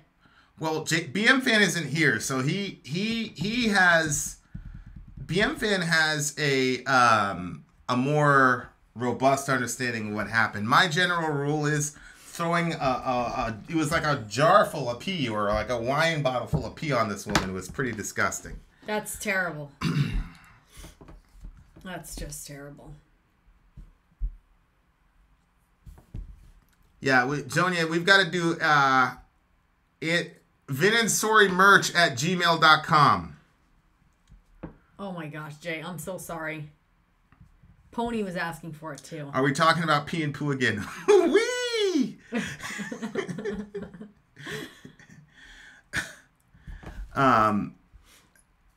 Yeah, but honestly though, if somebody wants to call in and if somebody Zonia, you're getting a shirt. Yep. And you need to wear it. So you need to email me and tell me, your size and your address. Okay, so Svetlana is saying, at gmail.com. Seen many refugees here beat their wives, and I've personally been harassed by many. I'm not saying they're all the same way by any means, but that's been my experience. Many have been disrespectful to me. Okay, so when Lauren Southern says we need to do so, well, you know, you had Hillary just said Europe needs to curb immigration. So should we pour pee on her? Like, that's the thing it's so immature. I feel like, why throw pee on somebody? Whoa, hold on. Lauren Southern was firing flares at the migrants' boat. Okay. Well. No, you still don't get to throw pee on someone. She could have hurt somebody. Yeah, but you don't throw pee on them. See, that's the thing where you call the authorities, because that can't be legal. You see what I'm saying? Yeah, but somebody can get really hurt before that happens. Yeah, what I'm saying is, if she literally did that, I want to know. Yeah. If she was literally doing that. If she literally did that, then wouldn't you call the authorities and have her arrested? If my kids were on a boat and she was friggin' shooting flares at the boat and I had a porta potty right above her head, I would dump it over. That's ridiculous. Before you call the police? How long is it going to take for the police to get there? That's not what happened, babe. It was a leftist group after the incident happened. She was doing an interview and they poured pee all over her. Well, that's not the same thing. It's not the same thing. I thought it was. They were trying to stop her without She was harming her. She was detained. If you were the president, would you start a war with Iran if the CIA threatened the life of your child? If so, that's not peaceful. No, I would. Would you what? No, I would start a war with Iran. Wait, what did they ask? Birdman asked me if I'd start a war with Iran. For what reason? Because we might have different answers. Yeah, KZ, that's what I'm saying. Pee is sterile. It's disgusting, but I'd rather not be shot with a flare. We don't know that she shot at anyone with a flare. We don't know. Secondly, it was well after the fact. Yeah, I hear you. It's not. So I said it's not the same situation. That's for the authorities to handle. I agree. My whole thing with this is that this is something that people don't understand. When you start this vigilante justice thing where you're going to go after somebody because they did something that you didn't like, and you start physically attacking them, there are people with certain ideology. Like, for example, a leftist is generally not going to be packing heat. These right-wing people are packing weapons. If you do that to the wrong person, they're going to kill you. Right. They're not going to go, oh my God. Right. You know what I mean? No, I agree. I hear you. I'm completely pacifistic, but if somebody did that to you, I would struggle a lot with Jesus about what to do in that situation. Like, you're putting your life in jeopardy when you do that to other people. That's what I'm saying. If she actually shot a flare at those people and actually endangered their life, I'm certain that she would be in some sort of prison or something like that. I'm pretty certain that's illegal. Antifa assaults her often.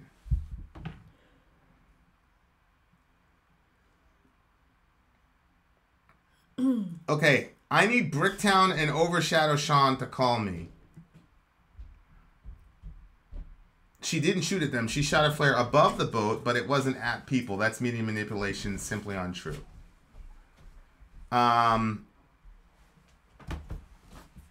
Okay, I'm checking now. Pony of the Village. Where's my PayPal thing? So, somebody call me and justify this pee thing. I can't believe that we're in this situation in 2018 where people are actually justifying throwing pee on somebody. What the hell is happening? Yes, Sherry, thank you very much. We got it. She was shooting them a nightlight. What are my views on immigration? My views on immigration are that we should. I'm pretty much an open borders person. I'm an open borders person, pretty much, with some pragmatic limitations on the side. Hey Vin, what about the black, brown, red, yellow, gay, and Jewish Proud Boys? Yeah, no, and that's what I said in the video. Is my criticism is that, you know, the impulse from some folks on the left to call everybody that they disagree with as Nazis. Like, the minute white people get together and form a group, they're immediately white nationalists, racists, or Nazis. Is crazy to me. Because, like I said, we do have a white nationalist on the Middle America channel. He's a racist bastard. But he's still on. We still keep him on because that's the whole point of the Village. Because eventually, inshallah, he calls in and then he can expose himself for being as silly as he is. I'm not saying expose as in we would dox him, but I believe that his ideology is silly and that it can easily be deconstructed. So we're keeping him in the Village. Thank you for the assist, Alec. But he's a white nationalist, and he knew Kyle, Gavin McGinnis's brother, and they booted him and his other Nazi friends out of the group once they found out he was a Nazi. Right. So that's anecdotal, sure, but if you have a group that's comprised of Jews and gays and blacks, they're not white nationalists. No. Stop it. Stop saying they're white nationalists.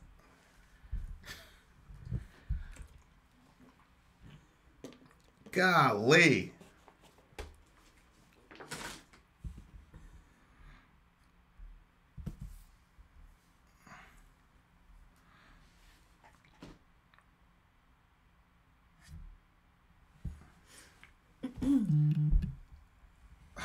We still keep him on because every village needs a scary attraction.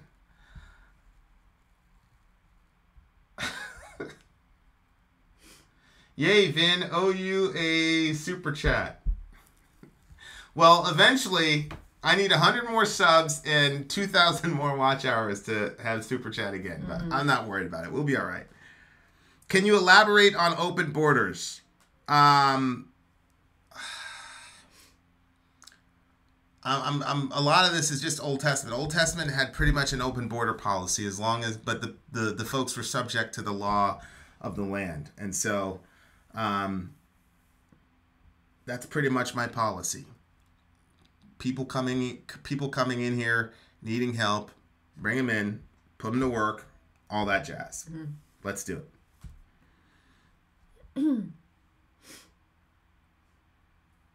Abolish a welfare state, then I'm also open borders. Okay. I get it. Yeah, but the thing is, when a lot of these people come in, it takes them a while to be able to get a job because they can't speak the language. First of all, America doesn't even let them get a job for X amount of time when they first enter the country. Or at least that's what the people were saying that I was talking to. That. Yeah.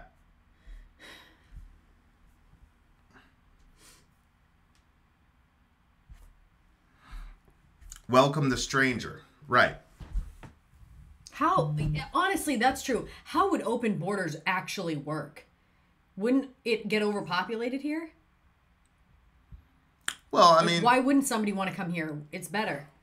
You're not getting killed, and you know what I mean. Like, well, what do you mean? It's not like every nation in the world wants to come to America. I'm not saying every nation in the world wants to come to America, but I'm saying that there's plenty of people in very dangerous places that would love to come to America. Like who? Look at how big was that group that was coming? Are they still coming?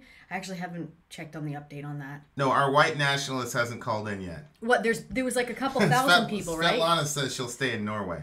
I don't think everybody how in the big world was wants that to group come of to people America. that was coming? Or I don't is even still know coming? what you're talking about. That whole thing where that was Trump like 4,000 people. 4,000 people. That's nothing. That's nothing compared. But I'm saying 4,000 people when they knew that their journey was going to be treacherous and they probably wouldn't be allowed in. So if the borders were open, how many would come in? No, I'm pretty sure they knew they'd be allowed in. What do you mean? There's way too much social pressure to not let them in. Yeah, I don't think we're going to be overpopulated if people. I disagree with you. I think that there's lots of places and people that would come in. Then why don't they come in then? Because our border's been porous for 20 years. Yeah, but it's not like if it was an open border and they could come in and start a life. Like, it's very difficult. What do you mean it's difficult? What are you talking about? Did you talk to any of those people that came in? Babe, how do you think Trump... What do you think... Why do you think his whole build a wall thing was a thing? If it was so difficult, why was build a wall such a resonating point for him? The people that I was talking to had to go through hell to get in here. Yeah, legally. That's true. I was talking to people that came in legally. I'm talking about legally. I don't believe that the whole world wants to come to America. I never said the whole world wants to come to America. I think there's this... Nexus is going to stay where he's at. the way things are going, people will stay away from the U.S. because they don't want their kids to get killed in a mass shooting. Yeah, no kidding. It's true. I don't think that's a thing where everybody wants to. Everybody's gonna want to come down here and come to America.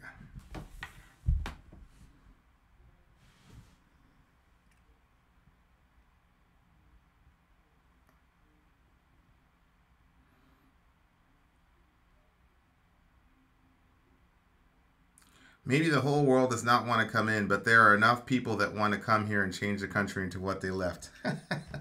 Right, because we've got no accountability for the state of certain countries on the planet. We're just here minding our own business. We haven't come in and raped and pillaged other countries and left them in an absolute mess.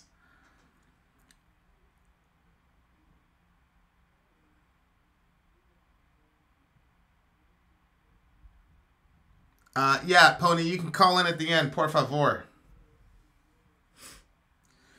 Vin, could I call in and talk to Johan briefly?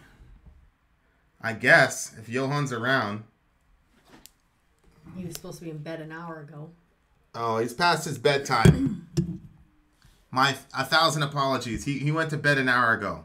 You should have asked me earlier. I'm not saying that, I'm saying you have other ethnicities fleeing their countries, yet when they get here, they insist that we change to conform to them. Which ethnicities are you talking about are insisting that America change and conform to them? Serious question. Do you call him Johan? Yes, I call him Johan.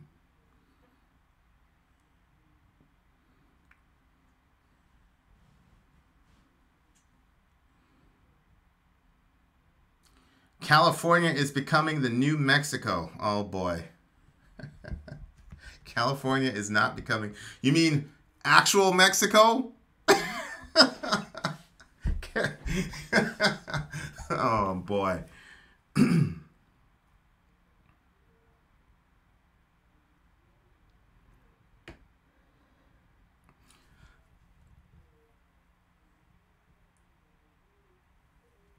It's the old Mexico. Right, Heat from Asheville.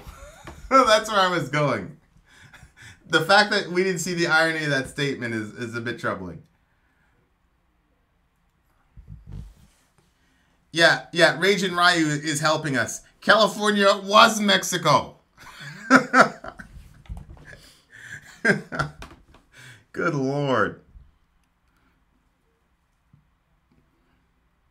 Yeah, I've been to California a few times. I think California is all right.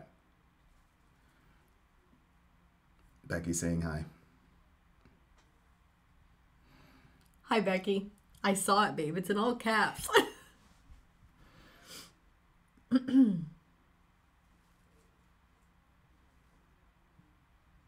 Yeah, I've heard this thing about like how these other people are coming in and changing American culture. Their weed is great. Please explain this to me. Which groups are coming in and changing American culture? And then I'd like to define exactly what American culture actually is. What does American culture mean? Didn't they... Somebody says Muslim, but didn't they, like there was this whole point in time where people were saying that the Muslims were trying to like enforce Sharia law here? Oh yeah. So maybe that's what they're talking about. The Muslims are imposing Sharia. Free speech, Finn. Okay, MDeath fan, call me. Zonia. Meshuggah has the best generalizations. I need to start selling mugs with his quotes. I agree.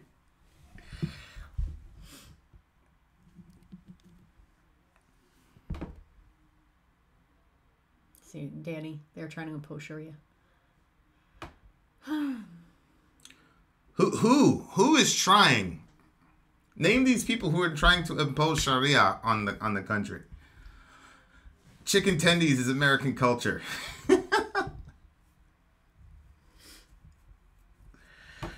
Did you guys talk about EJ? That is one terribly sad story.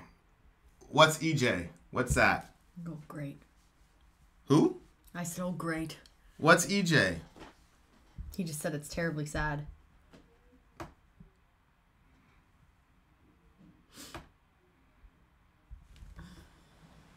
You know, Vin, them, they, others. Right. Right, Stephen Doss.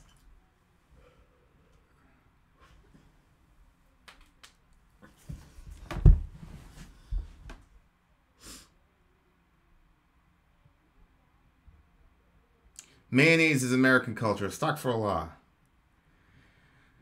Yeah, the black dude that got shot in the face by cops. Yeah. I haven't talked about him.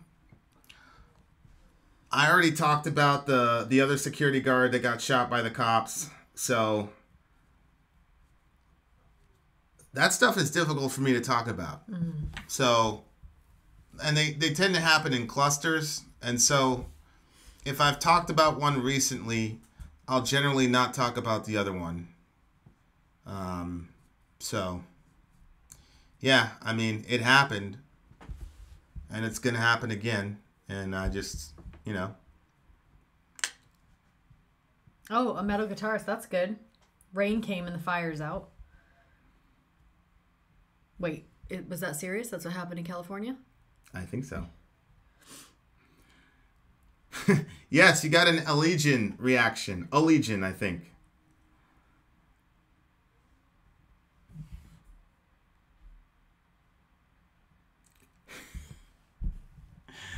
I think postmodernism is what was ruining Europe.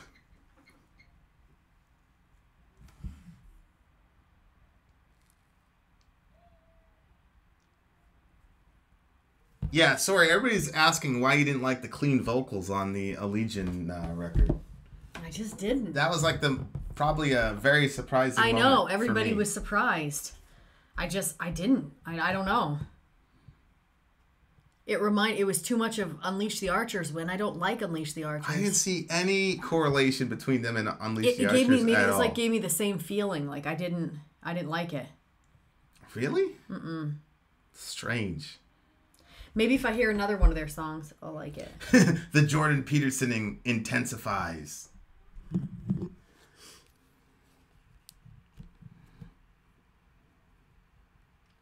Justin, now I've got 3 more people in my family saying for sure. Good, yes. Okay. Spreading around the world. Oh, Leah Dirk was about to call. This is our last call. What? I didn't agree to this. Yeah, we've got 10 minutes left. Till what? Till 2 hours. Hey! Hello. We didn't agree on that time. Leah, talk to me. Hello, Vin. Hello. Sorry, I was just calling because, well, for one, nobody else is calling in, but for two, I haven't really gotten to talk immigration with you, so I wanted to discuss that really briefly because I'm wondering, I know, like, you're very pro letting people coming here claiming asylum, you're all for letting them in? Sure. Is that correct? I'm pretty sure that's correct. I'm 1,000,000%. That's pretty much where I am, for sure. Okay, so I was just wondering if you think that's fair to all the other people that are waiting in line to come into the country. Well, being an immigrant myself, to get actual citizenship, it's extremely difficult. I agree.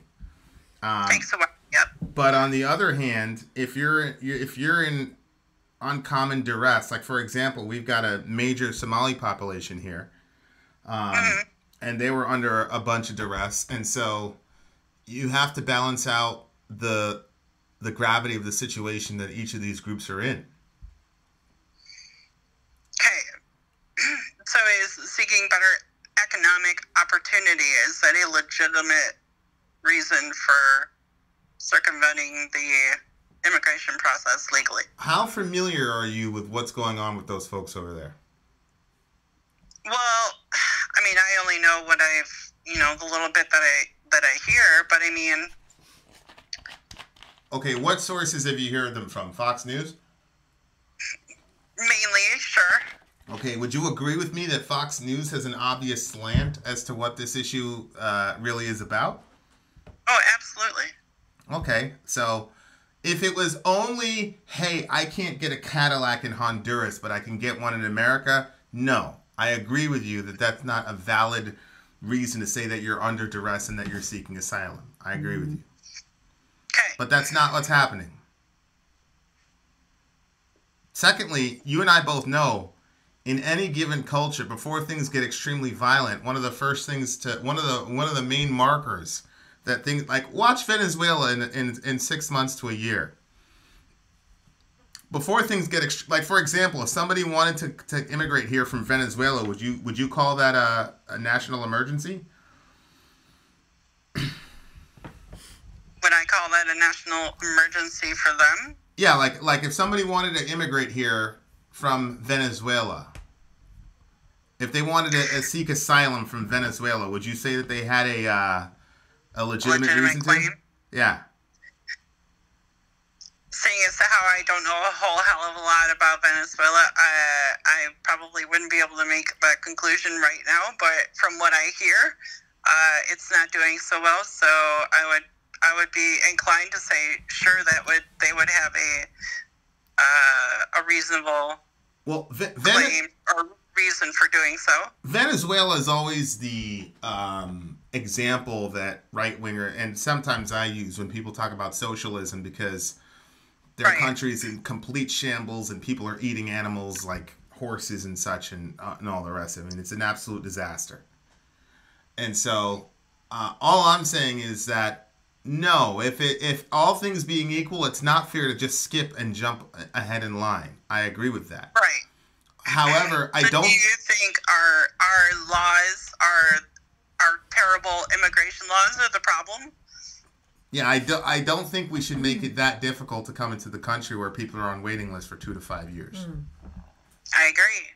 I think that's the problem. I don't think the solution is to keep more people out because other people are having a hard time getting in. I think what we need to do is lower the gate so that more people can come in who want to come in. Right, and I don't think anybody, from what I've seen, is disagreeing with that. I think they just want to have at least some sort of idea about who exactly is coming in. Sis, when people say things like, these people are coming to change our culture, that's not them saying, I want them to come in the right way. No, I agree, and I haven't heard anybody's put it quite like that, saying that these people are coming in to change our culture. I don't know who said that. There's a lot of people saying that, and KZ brought up a good point, which I want somebody to finally explain it to me. When the Jews were fleeing Germany and Poland in World War II, and they were on the shores, and when we turned them around and sent them to go to Auschwitz, was that the right play? Was that the right call? No. Oh my God. Okay. So... Easy to say in hindsight. I don't know. I mean, I don't know the circumstances at the time, but I mean, obviously no.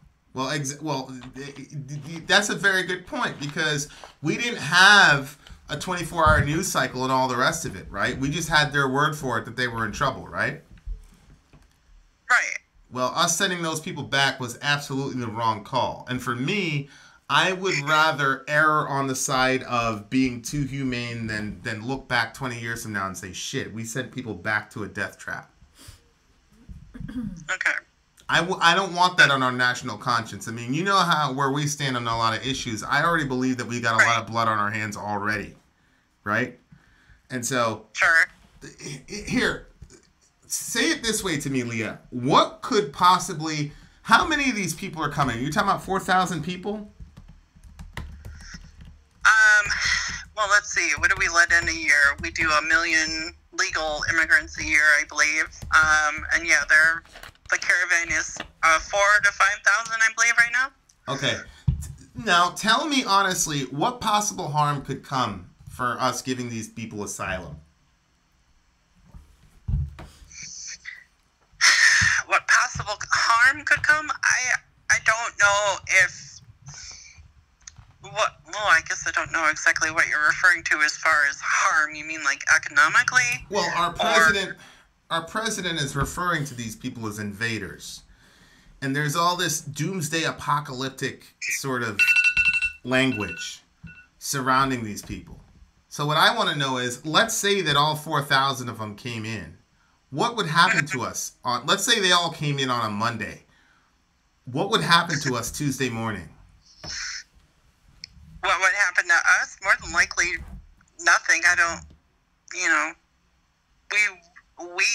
I personally, I probably wouldn't notice any effects from it, but I think it sets a bad precedent. If you're going to start allowing people in that way, then more and more people are going to want to come in that way, and they're going to know eventually the legal way to do it won't be being utilized at all. Okay, so does that mean that we shouldn't let in any asylum seeker then? No, that's not what I'm saying at all. But over the last 10 years ago, there was 5,000 asylum claims made in that year. Okay. Okay, the last stats for this year, 97,000. Yeah. So, I mean, you have to draw the line somewhere, and 80% of the claims are supposedly invalid or illegitimate. And if only 2% of the people that actually get their asylum court date are showing up to their asylum hearings, then you have to assume that they're just using that as an excuse to get into the country, and then once they're in the country, they don't give a shit. They're not going to show up to their court date because they're in. They got what they wanted. And then what? What's going to happen to us? Well, I mean, nothing may happen. Something bad may happen. It depends on who they let in. Like what? Like, are they going to do a mass shooting? Like, who are we more in danger of a mass shooting from? Statistically, I think you're more in danger of mass shootings from white males. White male 30-45, right? That would be, yeah. Okay, so if we're worried about bad eventualities, maybe we should just deport all the white males? Hey, go for it. No, I mean, I'm just trying to figure out, of course I don't believe that. I'm just trying to, I'm not going to say that. Woo! I'm just trying to figure out what is going to happen to us if we let these people in. Oh, what is going to happen to the people if we don't let them in? Some of them can die. We've seen that already in our history. We sent those Jews back on that boat and they died. So what's going to happen to us if we let these people in? I mean, it just adds... There is, I think the majority, honestly, my opinion is the majority of the people that want to come in are pretty much just looking for a better life. Okay. And I agree with you.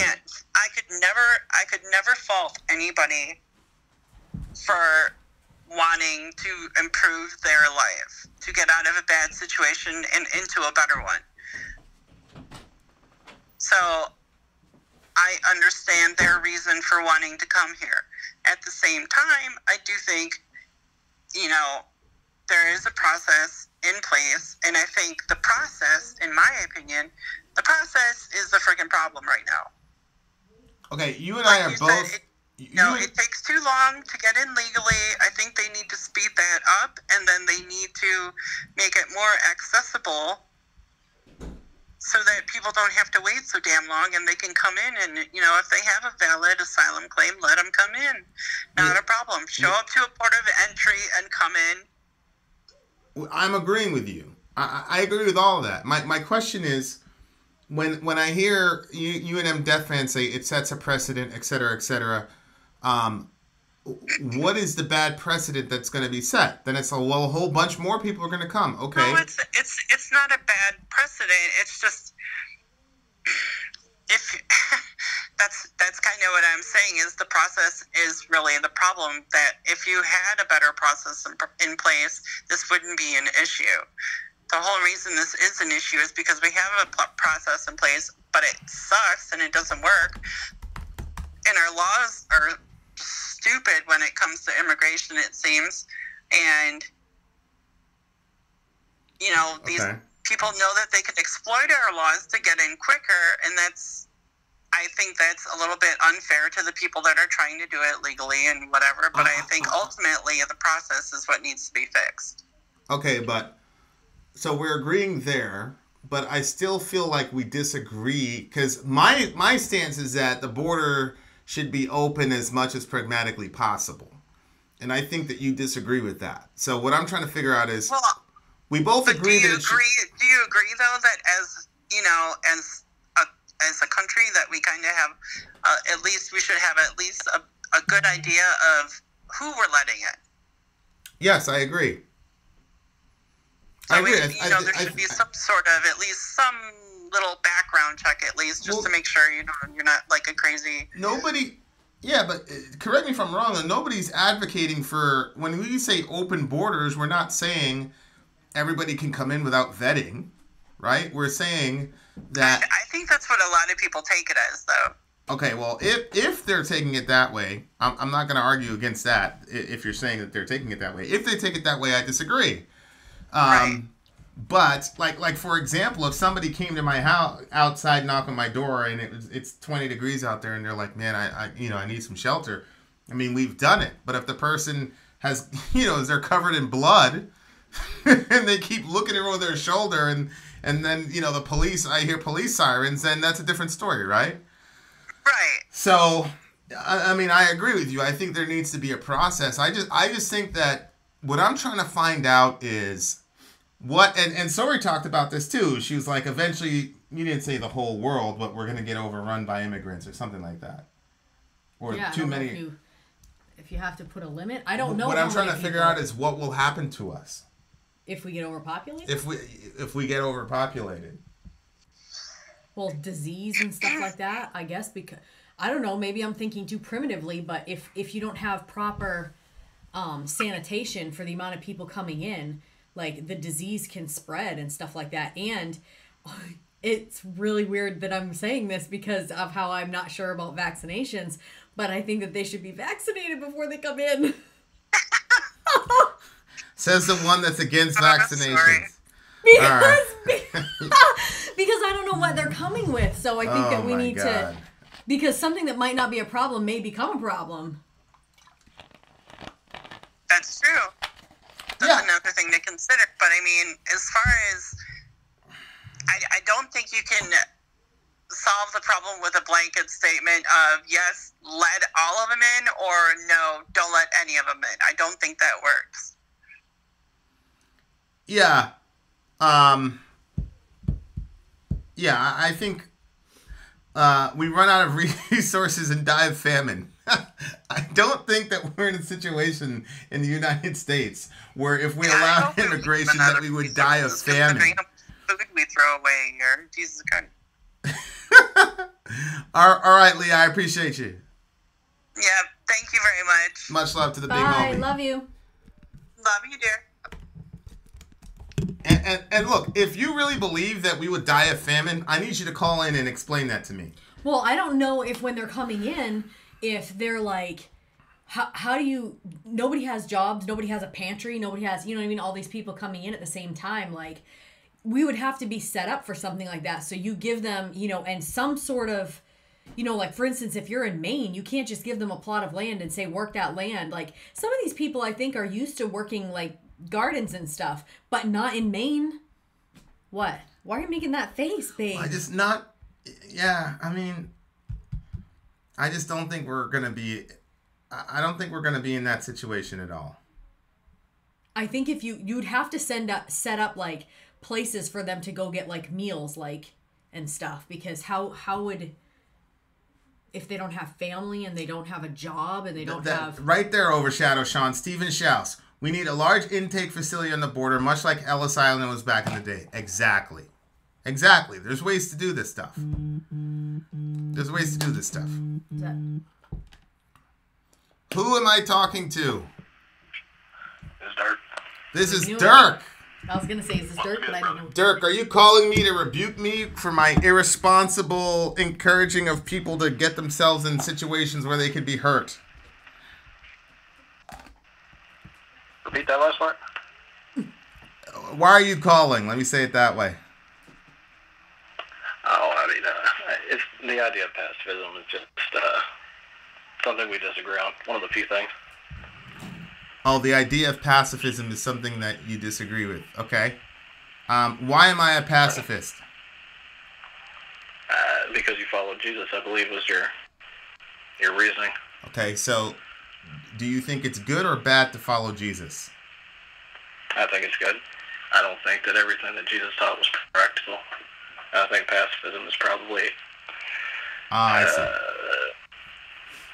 So in this situation, Dirk, you're wiser than Jesus Christ. No, of course not. I'm dumber, and my decision is probably not correct.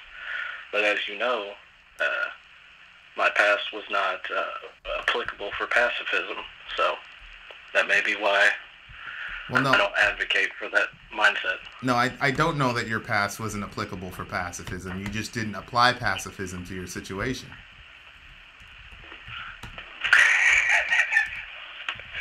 All right. Let me ask you a question. If you were a pacifist 20 years ago, would you be alive today? Yeah, I would be. And if I was a pacifist 20 years ago, a lot of other bad things wouldn't have happened. Violence begets violence. The reason I'm a pacifist is because I've experienced so much violence. Yeah, I understand that reasoning from an objective standpoint, but I don't. I feel it's a little disingenuous to say you'd be alive today, just from the stories you told me personally. But, you know, I don't know you as you know you, so maybe I'm wrong, but that's how I feel about that. I mean, I've also told you stories where I applied pacifism in some very dangerous situations and everybody made it out without any blood being shed. I've told you that too, right? Right. So, okay, so am I being disingenuous then? If we would have applied your eye for eye tactics, we would have had a whole bunch of blood on the ground with those people. Yeah. Dirk, are you on speakerphone, or is there a way that you can clarify? Your voice is kind of mumbled. All right, 1 second. All right, can you hear me? Yes. Yes. Thank you. All right. So say the last part again. You said. Well, if in that situation we had two rival gangs about to tear each other apart with weapons and knives and such, and I went in there with a pacifistic message. If I'd have went in there with the, if we would have done it your way, there would have been a whole bunch of blood on the ground. Yes. Right? As a matter of fact, in that same area, we weren't there. It happened about 3 months ago. We happened to not be there. And the exact same situation happened, and there was no pacifistic voice, and somebody died over there. Right. Facts.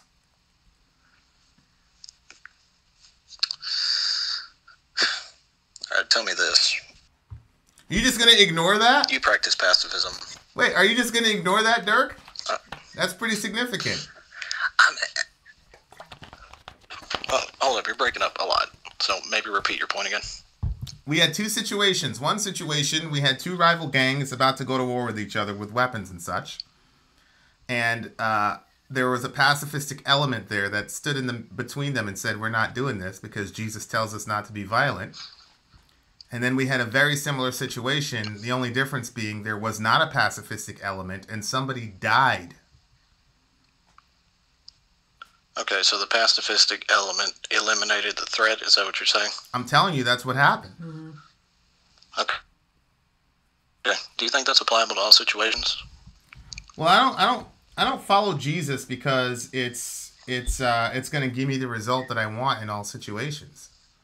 Like, for example, with this kid, he went to the island, and obviously he didn't want to be speared to death.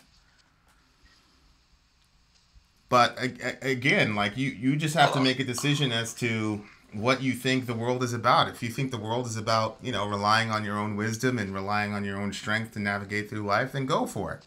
Just tell me how it's been working out for you. Well, I'm alive. I'll say that. Okay. The people I love are alive. Well, okay. But I just, not everybody is going to care if someone doesn't want to fight. We can both attest to that. So? And let's say that pacifistic element came between the two gangs. They shoot him. And then there's an extra bot that wasn't even involved. Who did that help? My brother. Who did that save? Honestly. My brother, you're asking me about a hypothetical to contradict an actual event. Don't you see the weakness in your argument? I'm telling you what actually happened. Well, okay. I mean, that's fine. I don't think that one factual event can override generations of violence. Yeah? I'm sure that exact. Did you hear? I'm sure that exact occurrence has happened many times. Do you hear what you just said? Generations of violence. How do generations of violence perpetuate themselves?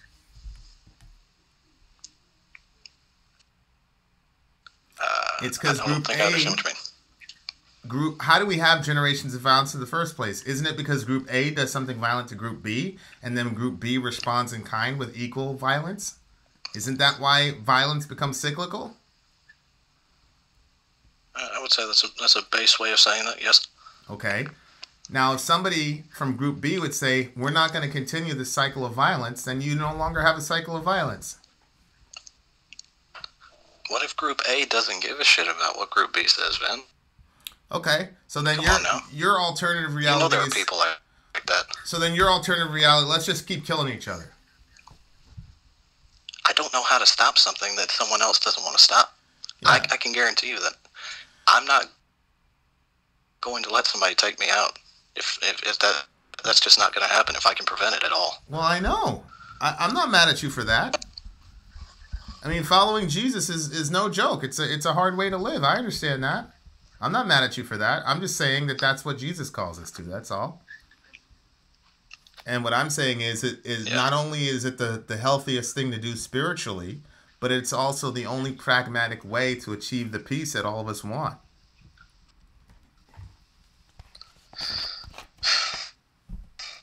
Yeah, I mean, that sounds nice. I just... Yeah? How do you... I just don't know Let me ask you a question. How do you think we're going to overcome Islamic terrorism? How are we going to do that? I'm sorry, Ben. You broke up again. How are we going to overcome Islamic terrorism?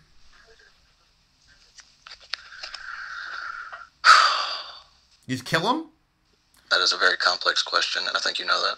Well, I mean, look, let's just kill them. Kill them all. Then they go to Jannah. They get 72 versions in Jannat al-Firdaus because they died as a shaheed in jihad. You're just playing right into their narrative. Right? Okay. Let's say a terrorist comes to your home and threatens to shoot your wife. You're really going to sit there and tell me that your pacifism would stand up to that? Well, again, pacifism doesn't mean that you don't interpose yourself between the assailant and the person being attacked. Pacifism is, I am not going to apply lethal force to anyone. So you get in front of your wife.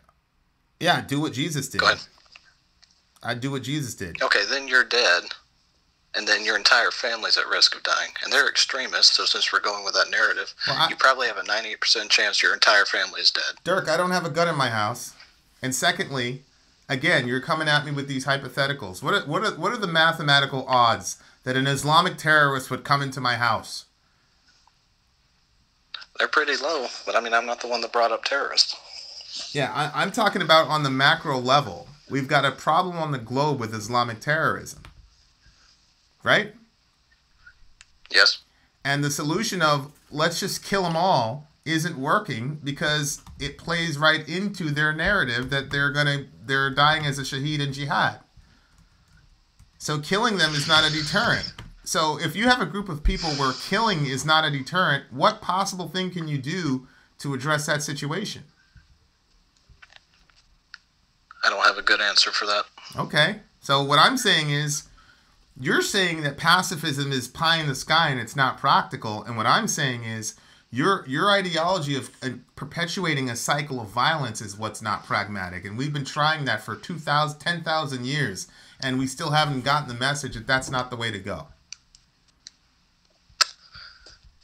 And I think where you're coming from. I think it was really impractical of me to walk in the middle of that entire situation and tell that guy, hey, you're responsible to obey Jesus and turn the other cheek, even though these people jumped your folks and now you guys are loading up to go and take vengeance.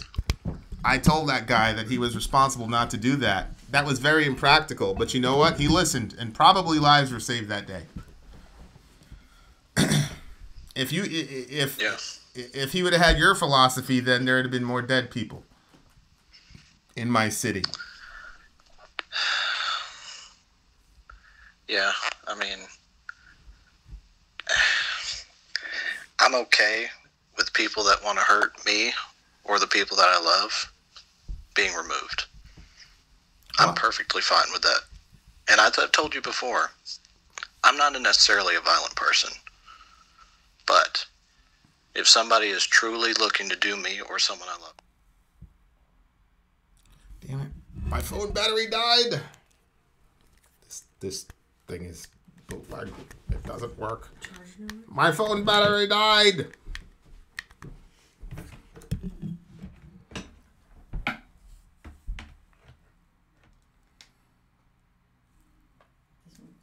Pass me that one when we tested on mine. It might have been you just waited too late. That's a good point from Chomsky. Everybody's worried about stopping terrorism. Because that's charging. Well, there's a really easy way. Start participating in it. Right. It's just gonna take a little bit. Right. How about we stop terrorizing everybody? Can you use mine? It's gonna be up in a second anyway.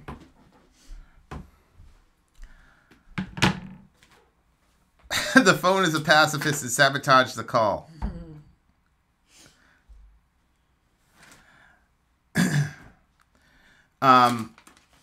Yeah, once we get loaded up, I mean, look, JFK went through this with the whole Cold War.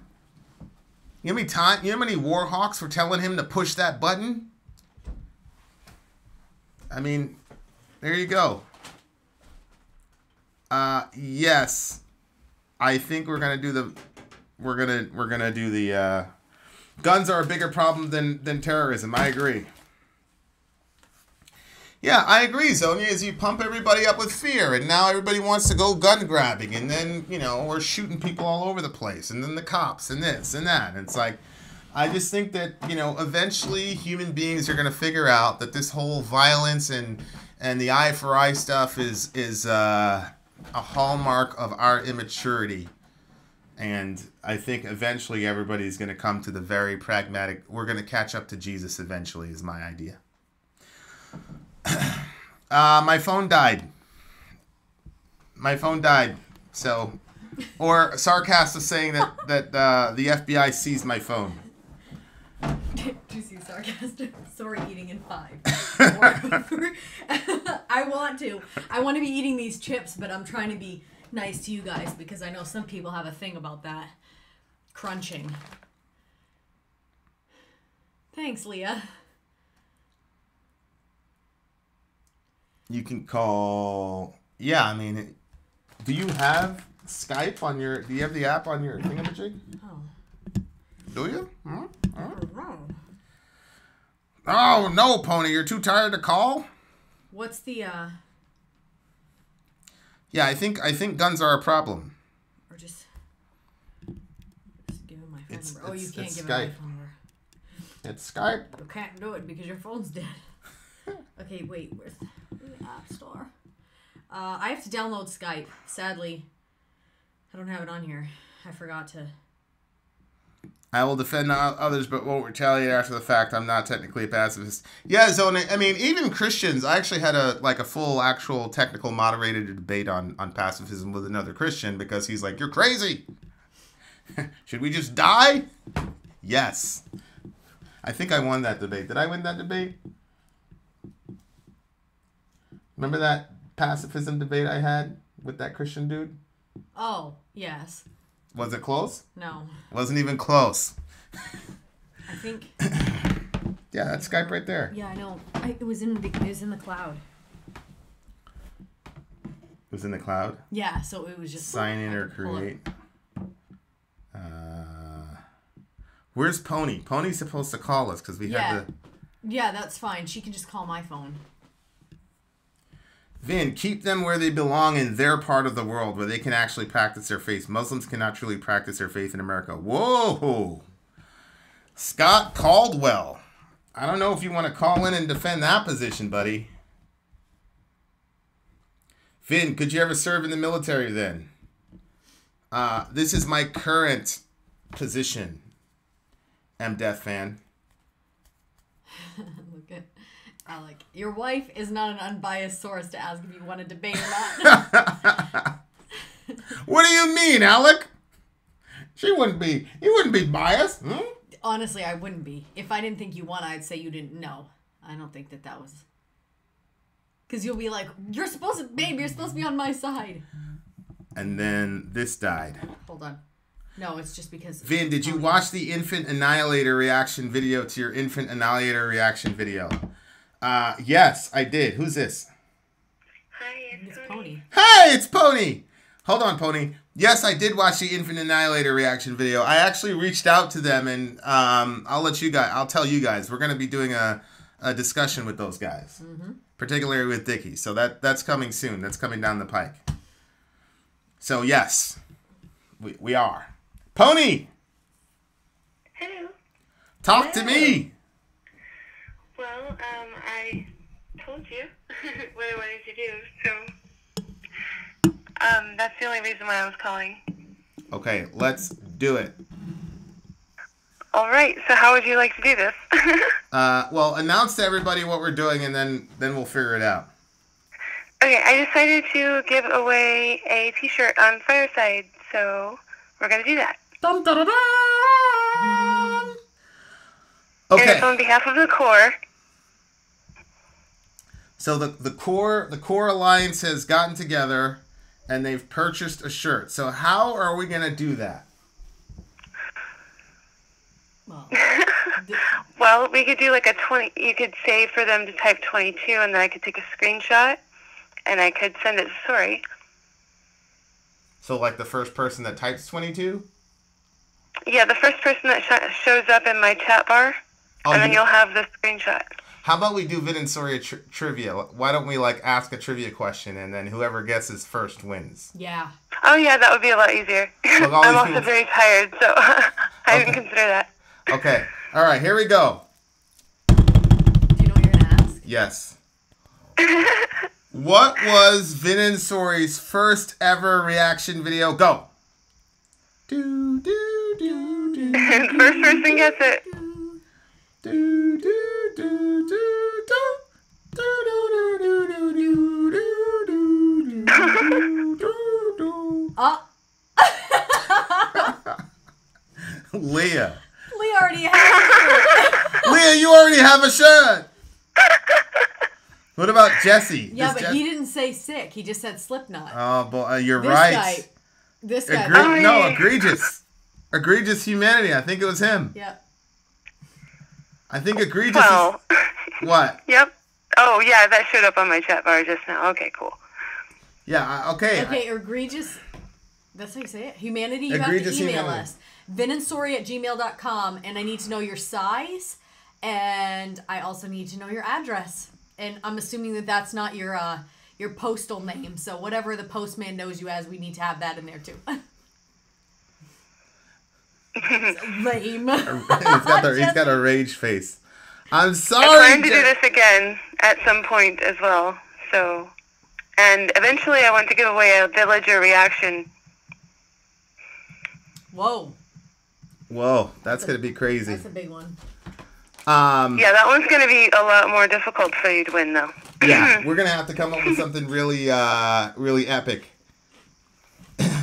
I love his name too, Egregious Humanity. I'm glad that you won. Egregious.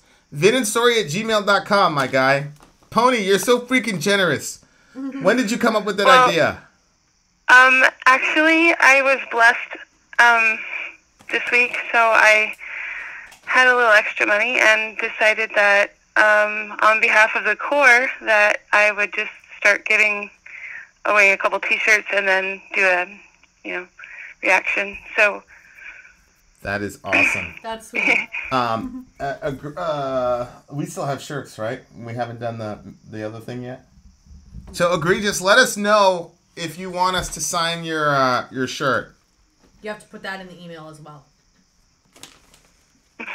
If you tell me what size you are right now, and if you want it signed, say yes, then I can see if I have the shirt on hand, and if I do, we'll sign it right now. Oh, that's true. We can sign it right here. Mm-hmm. Aw, the chat is so sweet. Thank you, guys. You're sweet, pony. Hey, Gersock is here. And it's your voice, too. It's like, I know. You see Lilu? Lilu's like, oh no, she's a baby and I treated her so harshly. Look at Lilo. Good people on a disastrous path to Christianity. Well, I wouldn't necessarily, I believe in God, but I don't necessarily call myself a Christian. I know. I don't even know who Lilo's talking about. I love you guys, though. I love everybody, even Lilo. Yeah. We love you, too. You can't not love Lilo. Lilo! No, I can't not love Lilo. Lilo, it took you forever to find this channel, and we kept saying, first we were like, where's Ben? Where's Lilo? And then Ben popped in first, and I'm like, how is Lilo going to find it? Actually, I wanted to mention as well, the next t-shirt I would like for Leah to give away on behalf of the Corps. Okay. So when I send you the money for that, we can do this again if you'd like, and she could just call and give it away. Is Leah in the Corps? Yes. Oh, I didn't know that. Okay, cool. Yes, she's there. Okay, so egregious, don't forget to send us that email, my guy. Congratulations, Egregious. Congratulations, Egregious. Oh. What happened? Oh, I'm just, you guys they're just so sweet in the chat. It got me all flustered. I know, it's because that was a beautiful thing you did there. Well, it wouldn't have been possible if somebody hadn't been kind to me, so I thought I would pay it forward, and I think I did that with what I had left over, so. I did some other things that I'm not going to say aloud, so I mean, That's awesome. Okay, an extra large? Where do I email you? Did Egregious say you want an extra large? Yeah. Oh, okay. I saw it on there. Egregious wants an extra large, so. Well, congratulations, Egregious, and good luck for next time, you guys. And that's pretty much it. Other than react to After Forever Black Tomb, because it's a good idea, because there's another sister song that goes with it, and I think you'll really enjoy the lyrical content. Okay, got it. Thank you. And you. it's 4, so. Cool. Okay, thank you so much. I appreciate you. Bye, love you. Love you. That's okay, really right here. generous. I'm an extra large, and yeah, sign it. What was she saying about Leah? Leah is gonna give away the next time. Yep, True Cult is cool too. True Cult is cool too. Okay. So back this up. Excuse me, babe. I have to get the. Okay. Ryan, what do you want to call on Skype about? What do you want to call about, Ryan? It's a brand new pen too. Is it? You bought a new one? I did. Why? Because the other one was dying out. Really? Uh-huh. You don't remember? I think, yeah. We had so many thingies to sign. And I thought you were going to be so happy that I thought ahead. We need to finish that conversation on the next fireside. What happened? I was thinking ahead. You don't remember the meme. I don't, babe, but I'm sure. The one I showed you on my phone, and you were like, what? Forget about it. It's not important. I'm sure. Actually, it was important to me, but whatever. Oh, boy. Now all the people will feel sorry for you. Huh? Whoa. It's ready. Ben is still on call protest, he said. Why is he protesting? Because of Andrew Jackson Jihad. We haven't done it yet. Oh. Excuse me. Excuse. Okay. Sorry. Whoop.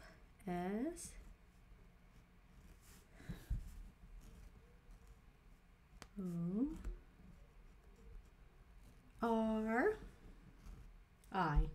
with a little heart on the I and a little squiggle. Okay. And then am I doing mine? Mm-hmm. I haven't signed one of these in a while, huh? That's because on the website, it doesn't give them the option to like remind them to say if they want it signed.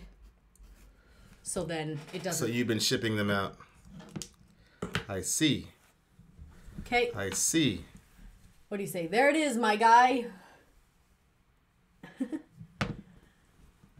Just don't forget to send me your address so we can get it out to you. Okay. Keep that way. I Confidentiality. I used to work in the medical field, so I'm very conscious of that. And you're just like, ooh. Congratulations, sir. Look at that. You're going into a fireside, and then you're like, huh. Mm-hmm. Ryan Woodward rocks. What do you want to talk about on Skype? Bricktown is a lying bastard.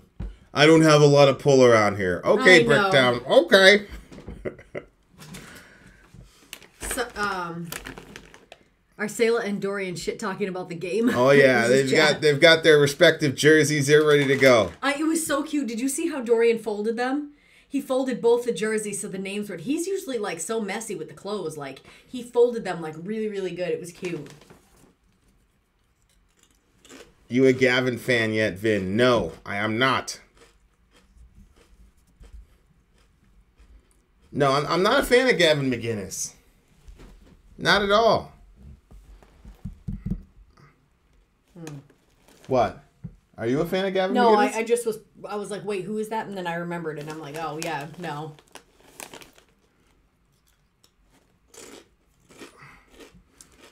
I'll send you a hype video. Check the messenger. Oh, good, good, good. Oh, yeah, there's Ashmore. I don't have any pull either. Maybe now people will stop calling me a paid commentator. Are you planning on doing interviews for Middle America with Vin and Sawyer? What do you mean by interviews? Like political figures?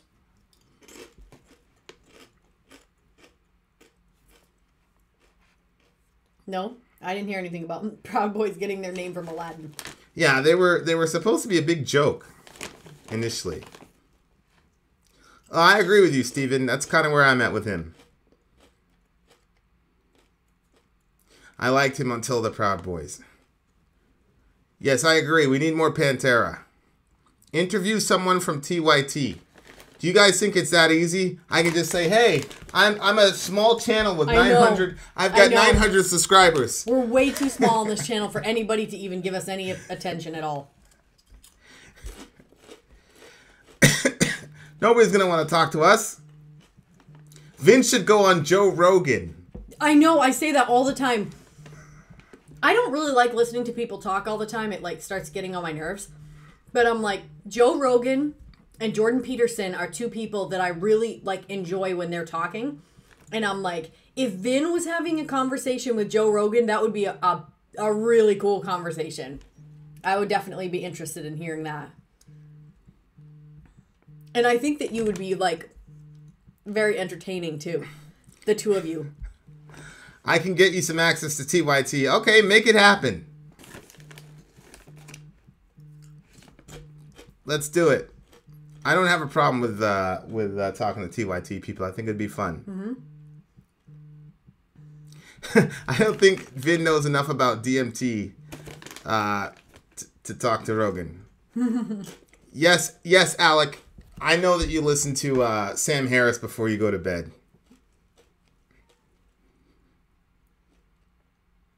You have done interviews before on the Firesides. Yeah, you did. That guy. Who? The Gersock. No, like as far as like political. Oh yes, we did do we did Jamar L. Thomas. Yeah, that's him. right. Yep. We did. Well, Death Fan, I think a TYT interview would be good for you. You can listen to people that disagree with you. TYT is the Young Turks. We're doing ham on Christmas. Yes, Chaus, we just posted one about no one has a conversation with Peterson. All you can have is him talking to himself. That's not true. No, I saw conversations with him. Do you know who that is? Dan Carlin? No, there's another redheaded atheist girl. Her name is Jacqueline something. I actually messaged her because she said something really funny. I said, hey, I'd like to talk to you about that. She never got back to me. She's got like 500,000 subs, though, so I wouldn't get back to me either.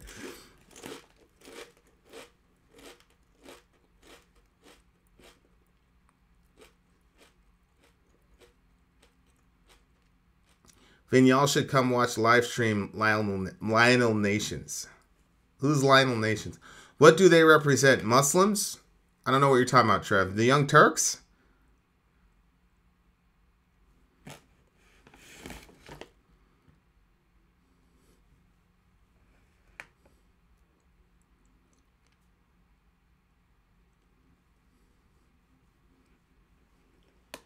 Oh, yeah, Jacqueline Glenn. That's her name.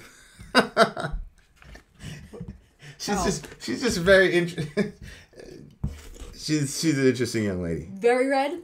Yeah. What do I think about Ben Shapiro?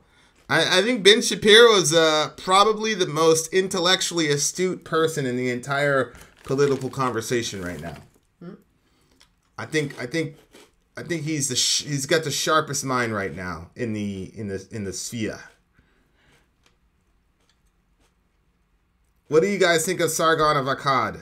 Yeah, I think he's cool.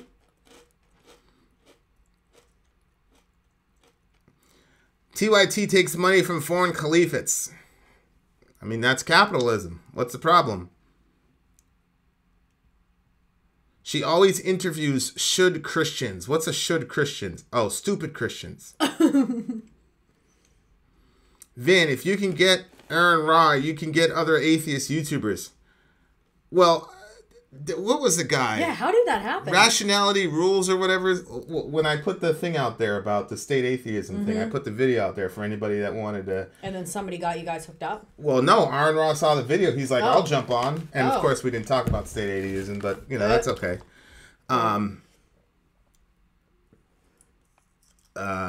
So, yeah. Yeah, the Rationality Rules guy. We were supposed to do something on morality. I messaged him. Somebody said that he said he'd do it. So I messaged him on Twitter and it never got back to me.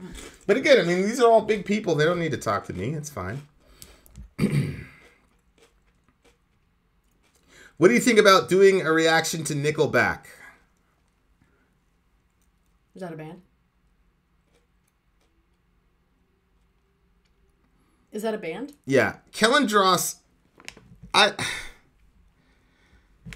saw that I don't know if it was a priest. It was a black dude, the black pastor or whatever. And it was just I don't really think she's a debater. I don't really think that that's her thing. That Jacqueline Glenn, like, she's not a debater, is she? Like, she doesn't put herself out as one of those. No.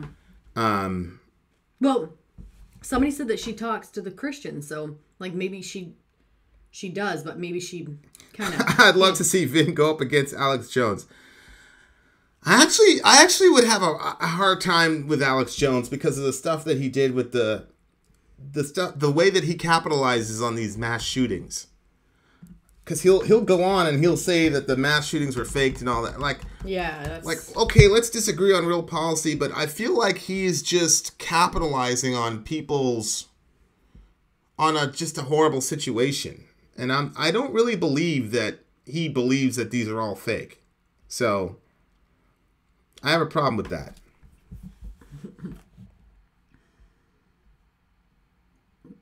They're laughing because I said, is that a band? We do have to do Henry Rollins. Vin, who do you think is a Christian version of Christopher Hitchens? In other words, the best apologist, intellectual debater. I don't think Christopher Hitchens was that...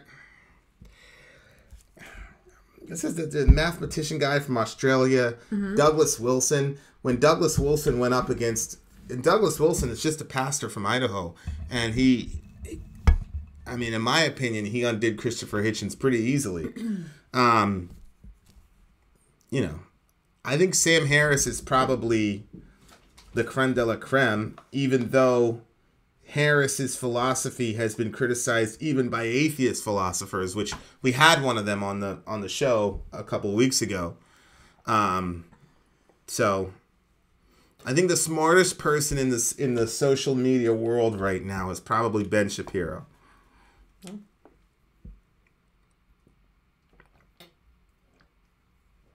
Yeah, William Lane Craig. William Lane Craig. Who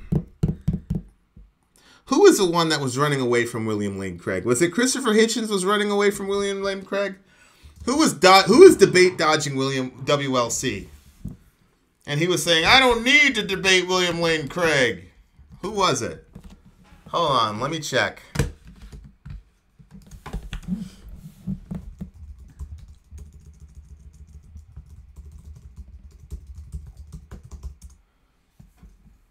Oh, Dawkins. Yeah, it was Richard Dawkins who was scared of William Lane Craig. Over Peterson? Oh, yeah, you're right. You're right, Dirk. No, I think Peterson's the most intelligent. Shapiro's second. But I just think they're intelligent in different ways and they're in different worlds. I think as far as acute deconstruction of ideas, it's Shapiro. As far as like casting a meta-narrative on existence, I give it to Peterson. Yeah. But as far as like destroying somebody's argument, forget it. Yeah. Nobody can touch Shapiro. Although I would debate Shapiro on the messiahship of Jesus. Yeah. Because he says that Jesus isn't the Messiah. Right. I would love a debate with Shapiro about that. Like a good 2-hour moderated question and answer what one. They were saying. Didn't somebody say he was a Nazi or something? Oh yeah, Ben Shapiro is supposedly a Nazi. Yeah.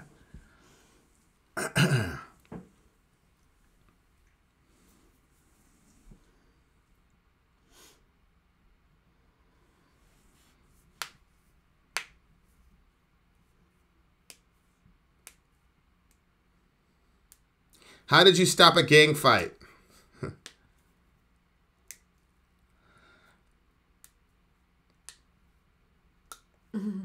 Peterson is malevolent but brilliant. Why don't you answer that question? We'll talk about it another time. Well, if any of you wanted to use that, what he was going to say in the future, tomorrow, you won't be able to do that because he's going to talk about it another time. Okay. I think it's time for us to go, guys. Thank you. Vin, you know that your intervention mattered. Yeah. I would say that in that situation, my intervention was pretty important. Absolutely. I'd love to debate both Peterson and Shapiro. On what? Peterson actually thinks you can't quit smoking without a theistic belief. He's probably right, Martini. You can't? Peterson said that? Yeah. Vin, if you tried that, they would smash you.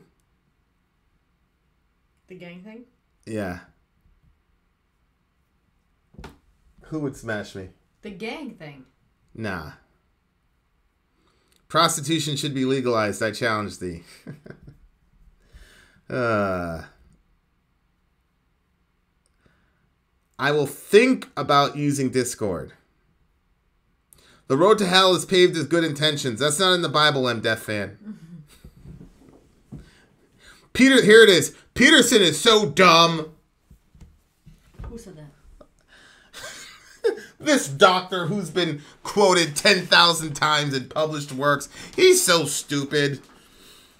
What have you done, Greg Nolte? Greg Nolte, call me up right now and tell me how much of your work has been published.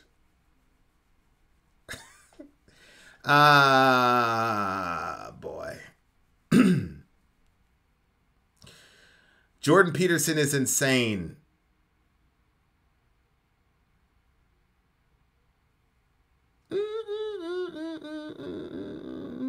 Oh, yes, Trev, you can absolutely You can absolutely argue with stats. All right. I seriously have to go.